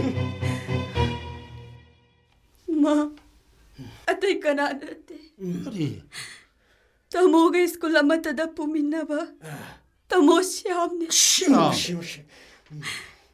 तमोदो ब्लड कैंसर नारे रोइबा मतम गाइदना लैरबा मिसकने हाइदना पाउ पीबलामने 그래 싱크이부 블러드 캔서 나래 하이바 나티 마부 어루이바 मतम गाइदना लैरे हाइबा ꯑꯩꯕꯨ ꯈꯥꯝꯒꯅꯨ ꯑꯩ ꯌꯨꯝꯗ ꯆꯠꯀꯦ ꯇꯥꯃꯣꯅ ꯑꯩꯕꯨ ꯌꯥꯝꯅ ꯋꯥꯔꯧꯔꯕꯅꯤ ꯍꯥꯏ ꯍꯥꯏ ꯕꯦꯝꯃ ꯅꯪꯅꯦ ꯅꯪ ꯑꯅꯥ ꯑꯌꯦꯛꯀ ꯌꯥꯎꯕꯗꯨꯗꯅꯦ ꯌꯨꯝ ꯑꯗꯨꯗ ꯅꯨꯃꯤꯠ ꯊꯥ ꯌꯦꯡꯗꯅ ꯅꯪ ꯆꯪꯉꯨꯕ ꯌꯥꯕ ꯅꯠꯇꯦꯀꯣ ꯕꯦꯝꯃ ꯍꯥꯏ ꯉꯁꯤꯁꯦ ꯃꯥꯄꯟꯅꯤ ꯄꯥꯟꯕ ꯅꯨꯃꯤꯠ ꯑꯗꯨ ꯊꯣꯛꯏꯀꯣ ꯅꯪ ꯌꯨꯝꯗꯨꯗ ꯆꯪꯉꯨꯕ ꯅꯨꯡꯉꯥꯏꯔꯣꯏ ꯑꯗꯨꯒ ꯍꯌꯦꯡꯁꯤꯅ ꯅꯪ ꯌꯨꯝꯁꯤꯗ ꯂꯥꯛꯄ ꯅꯨꯃꯤꯠ ꯑꯗꯨ ꯊꯣꯛꯏ ꯍꯪꯆꯤꯠꯁꯦ ꯑꯩꯈꯣꯏꯒ ꯂꯣꯏꯅꯅ ꯄꯨꯟꯅ ꯆꯠꯂꯁꯤꯀꯣ ꯕꯦꯝꯃ ꯂꯥꯛꯑꯣ ꯂꯥꯛꯑꯣ ꯂꯥꯛꯑꯣ ꯆꯪꯉꯛꯑꯣ ꯂꯥꯛꯑꯣ ꯕꯦꯝꯃ ꯆꯪꯉꯛꯑꯣ ꯂꯥꯛꯑꯣ ꯇꯥꯃꯣ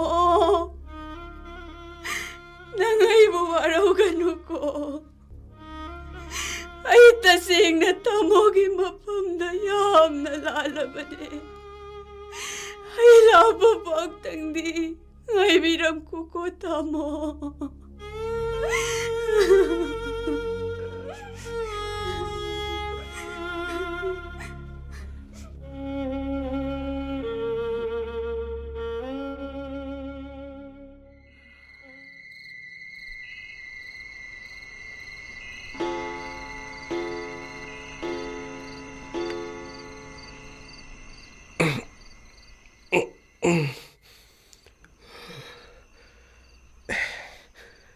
ꯀꯔꯤꯒꯤꯅꯣ ꯃꯤꯀꯨꯞ ꯑꯃ ꯐꯥꯎꯕ ꯇꯨꯝꯊꯕ ꯌꯥꯗ꯭ꯔꯤꯕꯁꯤꯕꯨ ꯍꯧꯖꯤꯛꯁꯤꯕꯨ ꯄꯨꯡ ꯀꯌꯥ ꯇꯥꯈ꯭ꯔꯕꯖꯥꯠꯅꯣꯅꯦ ꯅꯣꯡꯌꯥꯏ ꯃꯇꯨꯡ ꯄꯨꯡ 2 ꯇꯥꯔꯦꯗꯅ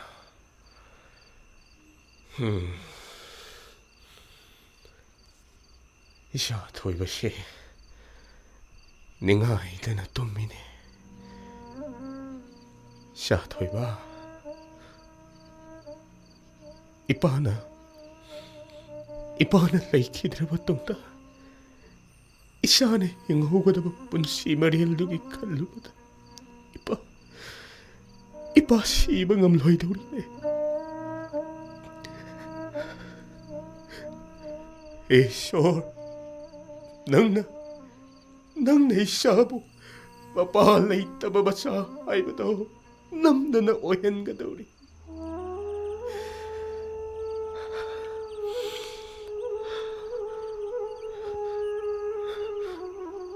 ꯄꯥꯒꯤ ꯄꯨꯡꯉꯣ ꯅꯪ ꯅꯨꯡꯉꯥꯏꯅ ꯇꯨꯝꯃꯨꯀꯣ ꯕꯕꯥ ꯃꯄꯥꯟꯗ ꯍꯪꯆꯤꯠ ꯉꯥꯛꯇ ꯂꯥꯡꯉꯨꯒꯦ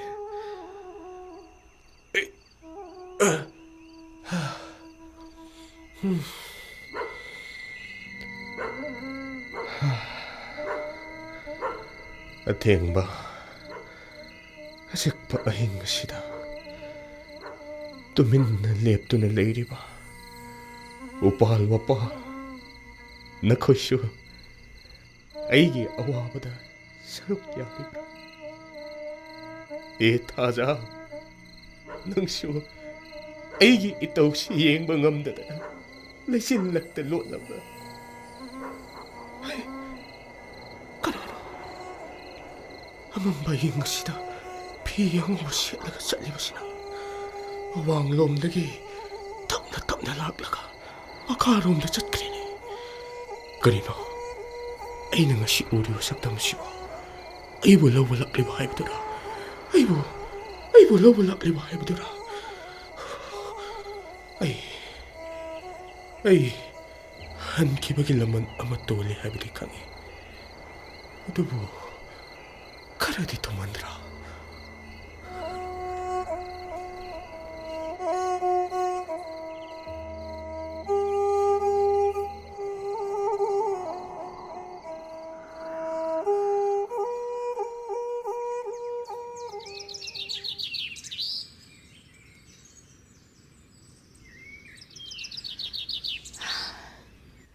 ꯆꯤꯡꯈꯩꯗꯨꯕꯨ ꯉꯔꯥꯡꯁꯨ ꯆꯥꯛ ꯅꯤꯡꯊꯤ ꯅꯨꯡꯉꯥꯏꯅ ꯆꯥꯈꯤꯗꯦ ꯍꯣꯁꯄꯤꯇꯥꯜꯗ ꯆꯠꯁꯤ ꯍꯥꯏꯔꯨꯔꯕꯁꯨ ꯀꯔꯤꯁꯨ ꯇꯧꯔꯣꯏ ꯗꯥꯛꯇꯔꯅ ꯏꯔꯛꯄ ꯍꯤꯗꯥꯛ ꯆꯥꯔꯤ ꯐꯒꯠꯂꯛꯄꯗ ꯃꯇꯝ ꯈꯔ ꯆꯪꯒꯅꯤ ꯍꯥꯏꯗꯅ ꯗꯥꯛꯇꯔꯅ ꯍꯥꯏꯔꯛꯏ ꯍꯦꯛꯇ ꯍꯥꯏꯕ ꯏꯁꯨꯗꯨꯕꯨ ꯁ꯭ꯀꯨꯜ ꯆꯠꯈꯤꯕ ꯖꯥꯠꯂꯥ ꯉꯁꯤꯗꯤ 이수는 스쿨 까키바 토록바도 핵 우호우데다. 아이 마마. 뭐이 바보. 징카이두부 ngasi기 토록바수 우디. sak singsu네 mapa masa saminarurage dana makhoi ka da hekta pukhatkiba ngarang sune aina moina sabgi kolik to phenge na lautharubada sak tu bu mayam malemami kari mata sadrabra khangde ni sadubo mai pabwa na sa se hospital da pubidana amtang layeng bana chumloi driver ai wakal leina khangedana karisu torako nupi mabukil sengdab lawrabdi singaktani ne ha magi nupi du su mapam da laikredana haujikti aikhoina mapam sa se harau na leiminabna chumdro ai masi boy khoinaro ha mana tawjaba natro mana aikhoida ningthi nungaina kau ngangingdrgabu aikhoina mangonda harau ka jobai kaudoriba ha jobai kaudoriba adubu haiba amabu oire moi pabung sune nacha sina ngamdibase karamna ngamdaba noidana nung phaduk to isu sangdana hangbiba ya ai hangi mana ningthi nungaina khumning tawrudabu aina hanjin mangonda hangidro ha hangidro yare se moi pabung nacha nu pase kumthare 이마 와팡 맞다 하이게 봐 하요네 kari haigi haibano 저무나 두부 이마나 먹다 거위르게라 ha imana chatna kaurudrabasu nangna kok chatlaga laurura loiredana 아이나 아니 홈락 잣두나 거우르라버네 마 라고 하이베 야데 ai maboy khoina kaidobai kaurudoino ha ai khoina mabu yumsi deke tanthokibro ma masa mathanda yumsi thadokduna sajagibini ne 바본 코이 이마 코이나 찐나 마부 유무시되기 쳇로 하이나 따안드러보쇼 바본 코이 이마 코이나 떡토럭리바 타벅 토봉거든 마부 유무시되기 남나라 딴톡키버네 ai natte ai khoina mabu tanthokibna te ko marana mapot pharaktana yumsi de leiba ngamdadna ma masa mathanda yumsi thadokduna sajagibni ko yengoi aikhoine mana nungairoi de bakari mata tawkhide masa mathanta lainingdadana chatkibani 하이리 시나리 바본기 망키버 센펌마도 자무나나 러위 신이네 ai maduda kari aranbi yaurige ha mana yumsi thadokduna sajkripse uran bana kokta napi pa I haibuni ne 나때 마불한디 나때 말할 숙레이 레제드 비비샤까모 남나나 호란 마시바디 에이 하바 카깝로 아숙구이바 마탄 마시에 코이 라루라바 미샤까모금 땅린나 캉드를 레르키바네 아도 뭔가 시리 아생마 아좀마도 에이 캉바 빠베 뽐나막보 호란 모이는 어할리바 이망 마시보 칼범 따할리바 뽐나막 싱식이 호락범디 와칼 칸타바감다바 뽀봉네네 kari pumna makke horupam ainani haiba hai sikhaya kari no nangna pabungda hairido natina pabungda dumna haiba hunabra haiba nangbo ngasi디 아생마 숨마도 하이드바 야다바디네 이마 셀로 토키바 미샤까도 이엄마 시래기 셀 핵망키바 미급바디다 까나나로 톡바나 하이바 아이디에 좀 강해 kari 셀로 톡 이바 미샤두나서 그리 니미따두다 마마 사르로 톡바니 하이데라 아dom마 하이제르 무야바니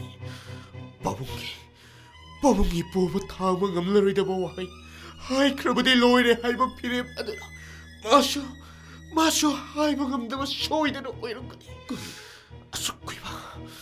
아숙구이바 마타마시 셀록 토키바 미샤까두나 마마 사르로 톡바니 하이바도 따게 하이두나 아이가 하이두나 라키바리네 이마 kari selok thoki misaktu nang khangi haiba ei hayo didi selok thoki misaktu kanano engoda hayune hayo singrayo kanano hayune 바보 미샤까도 아따이 까나수다띠네 hayo engoda hayo 사람아사 isa sanamasa haledana sanam sala ini hai yengoi atudang hangta lerim kho ima mai ga puthorake mai okse hai ngakta ngai ko hoi nama tholani nama na mayu ga sabu ko lai ai mama thonga luang madu thonga luang mada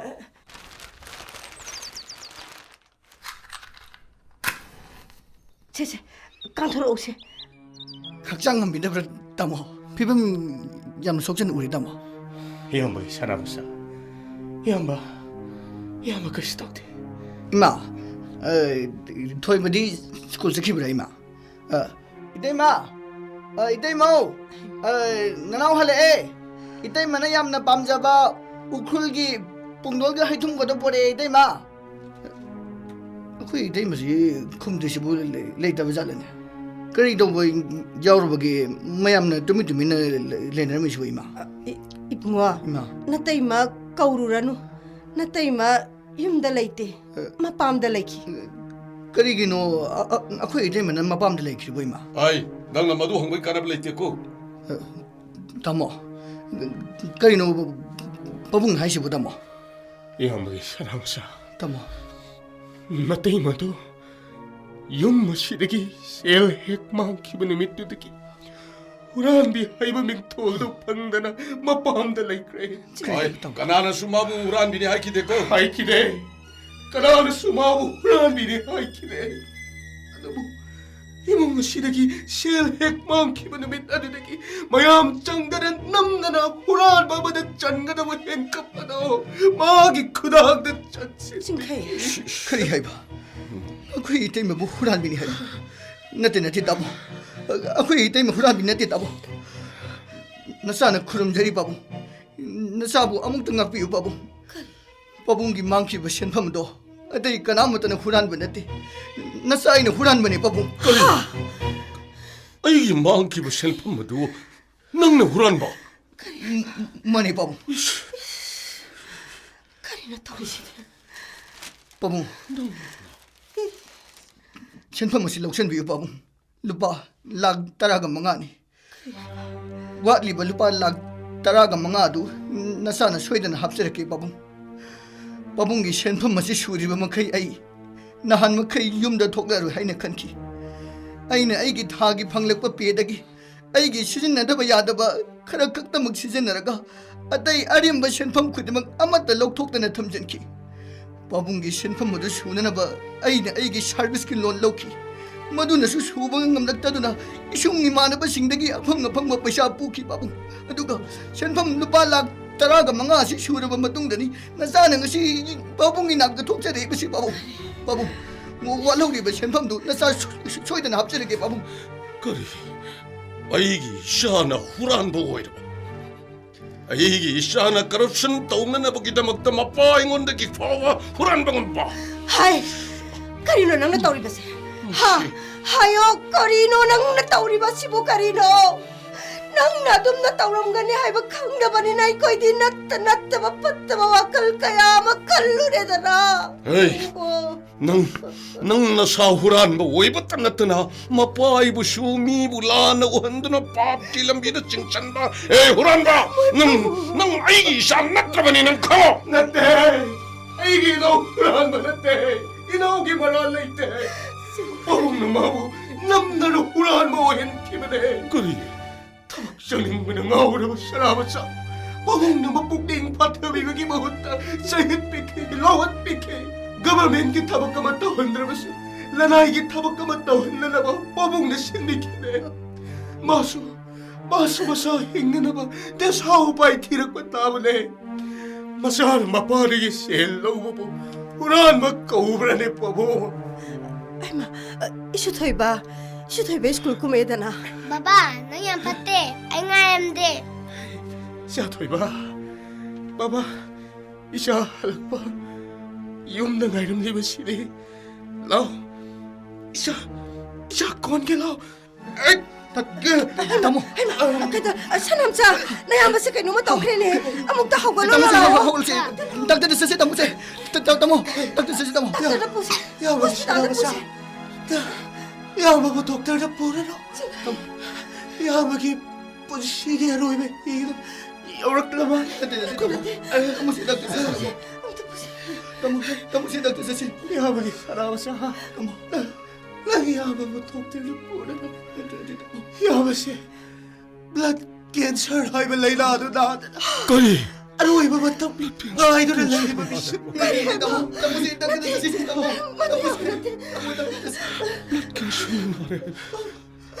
Iba. 바보 싱카이 자 레사라 소이키와 안키와 여러분소 아사보 아빠가 나사리 간들 Imagi bungo. abagtaga piyuko po kay Saka siya daw yan. wagi toiga isa kongi wagi agla Imagi bungo. Tapos yan. Saka siya daw yan. Saka siya daw yan. 안도 아이게 싱카이 바기 싱카이 바기 싱카이 바기 싱카이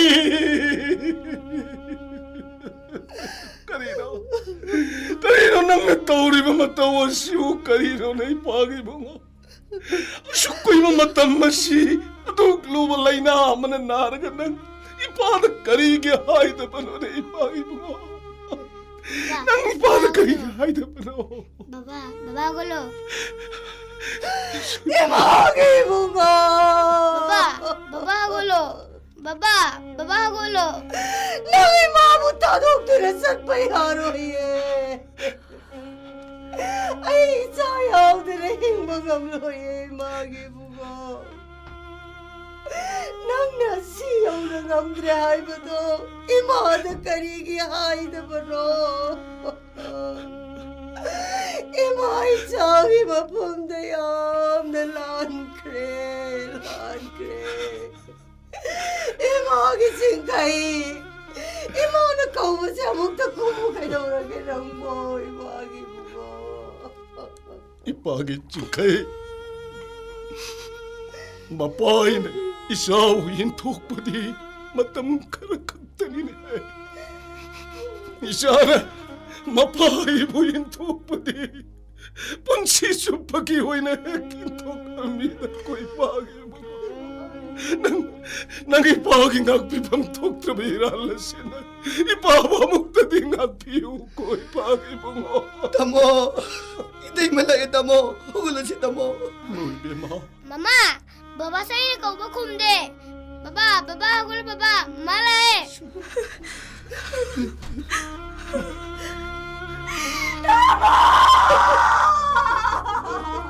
Uy, Bema. Karigay mo nga naman mo. Karigay na ko na wahay ang mapawayang naman mo. Seko mo. Tama!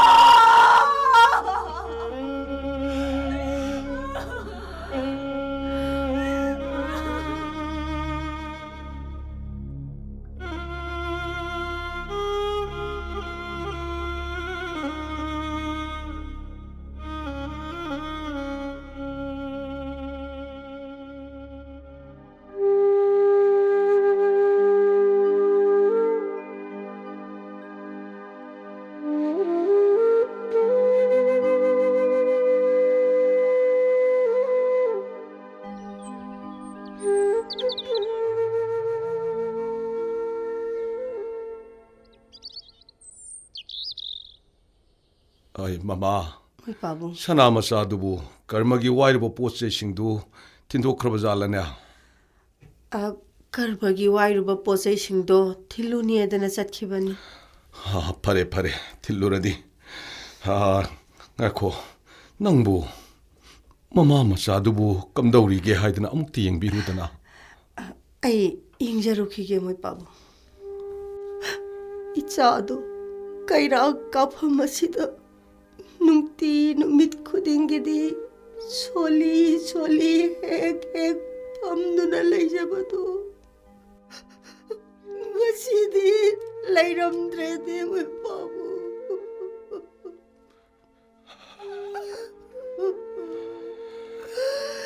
Imagi bungo.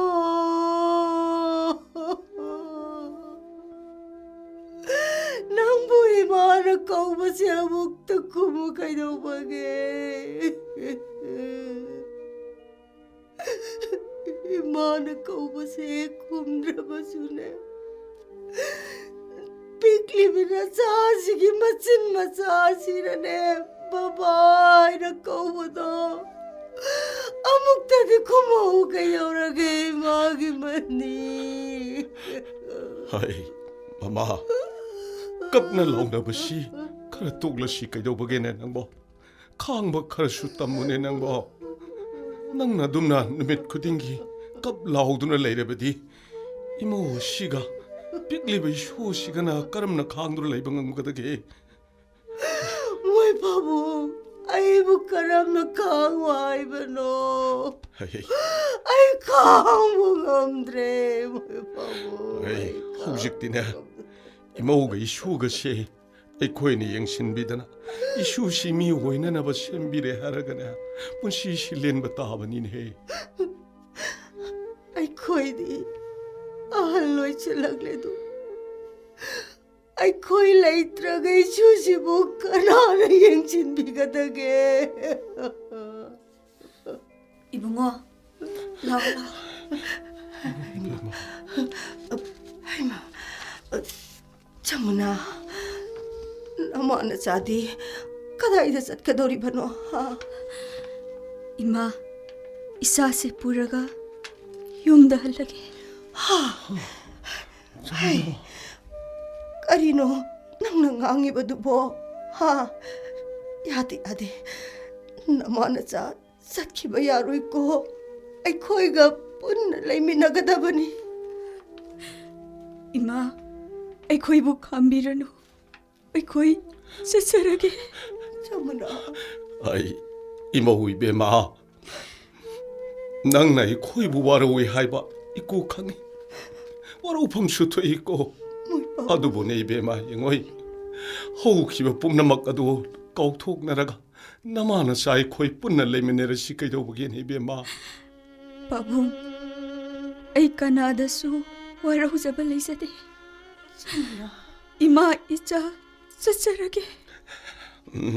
Chumi chumi. Mioi bagi sajat jat tabai bu. Intok tana kanabu intok kani. Babu. Aina. Naran chuklay leje dabi imobu.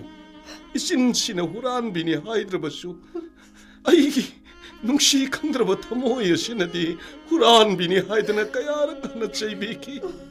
Marol thokdraba aigi imita sina kayara gana kaba miyeng na yengbiki. Nantanatan. Karishu kangjedraba. Pikli ba isu sina.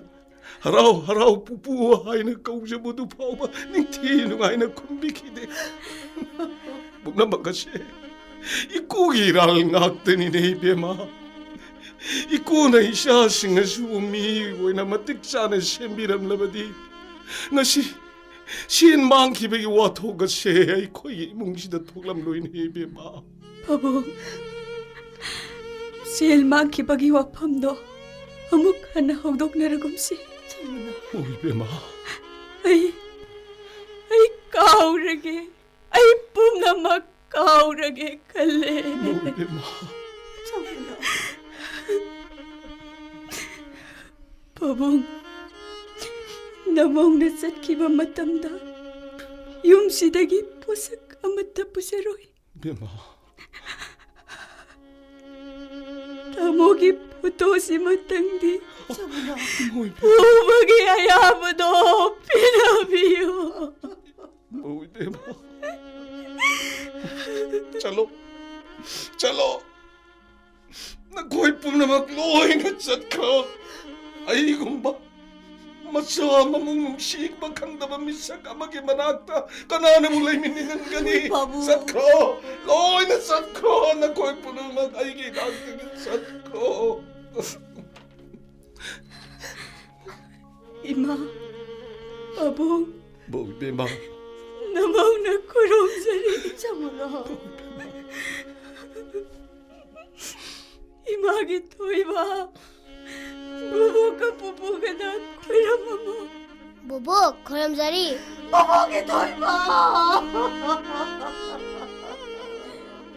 Pupu, salam. Pupugi toy ba? Masidi. Pupugi ko na sitang katuna. Isugi nung siraman na kun basado na salam. Tawag po doon. ꯄꯨꯄꯨꯅ ꯑꯣꯛꯄ ꯉꯝꯗ꯭ꯔꯦꯅꯦ ꯅꯪ ꯄꯨꯄꯨ ꯋꯥꯔꯧꯒꯅꯨꯀꯣ ꯄꯨꯄꯨꯒꯤ ꯑꯣꯏꯕ 이봉아, 라, 젤라실라. 이베마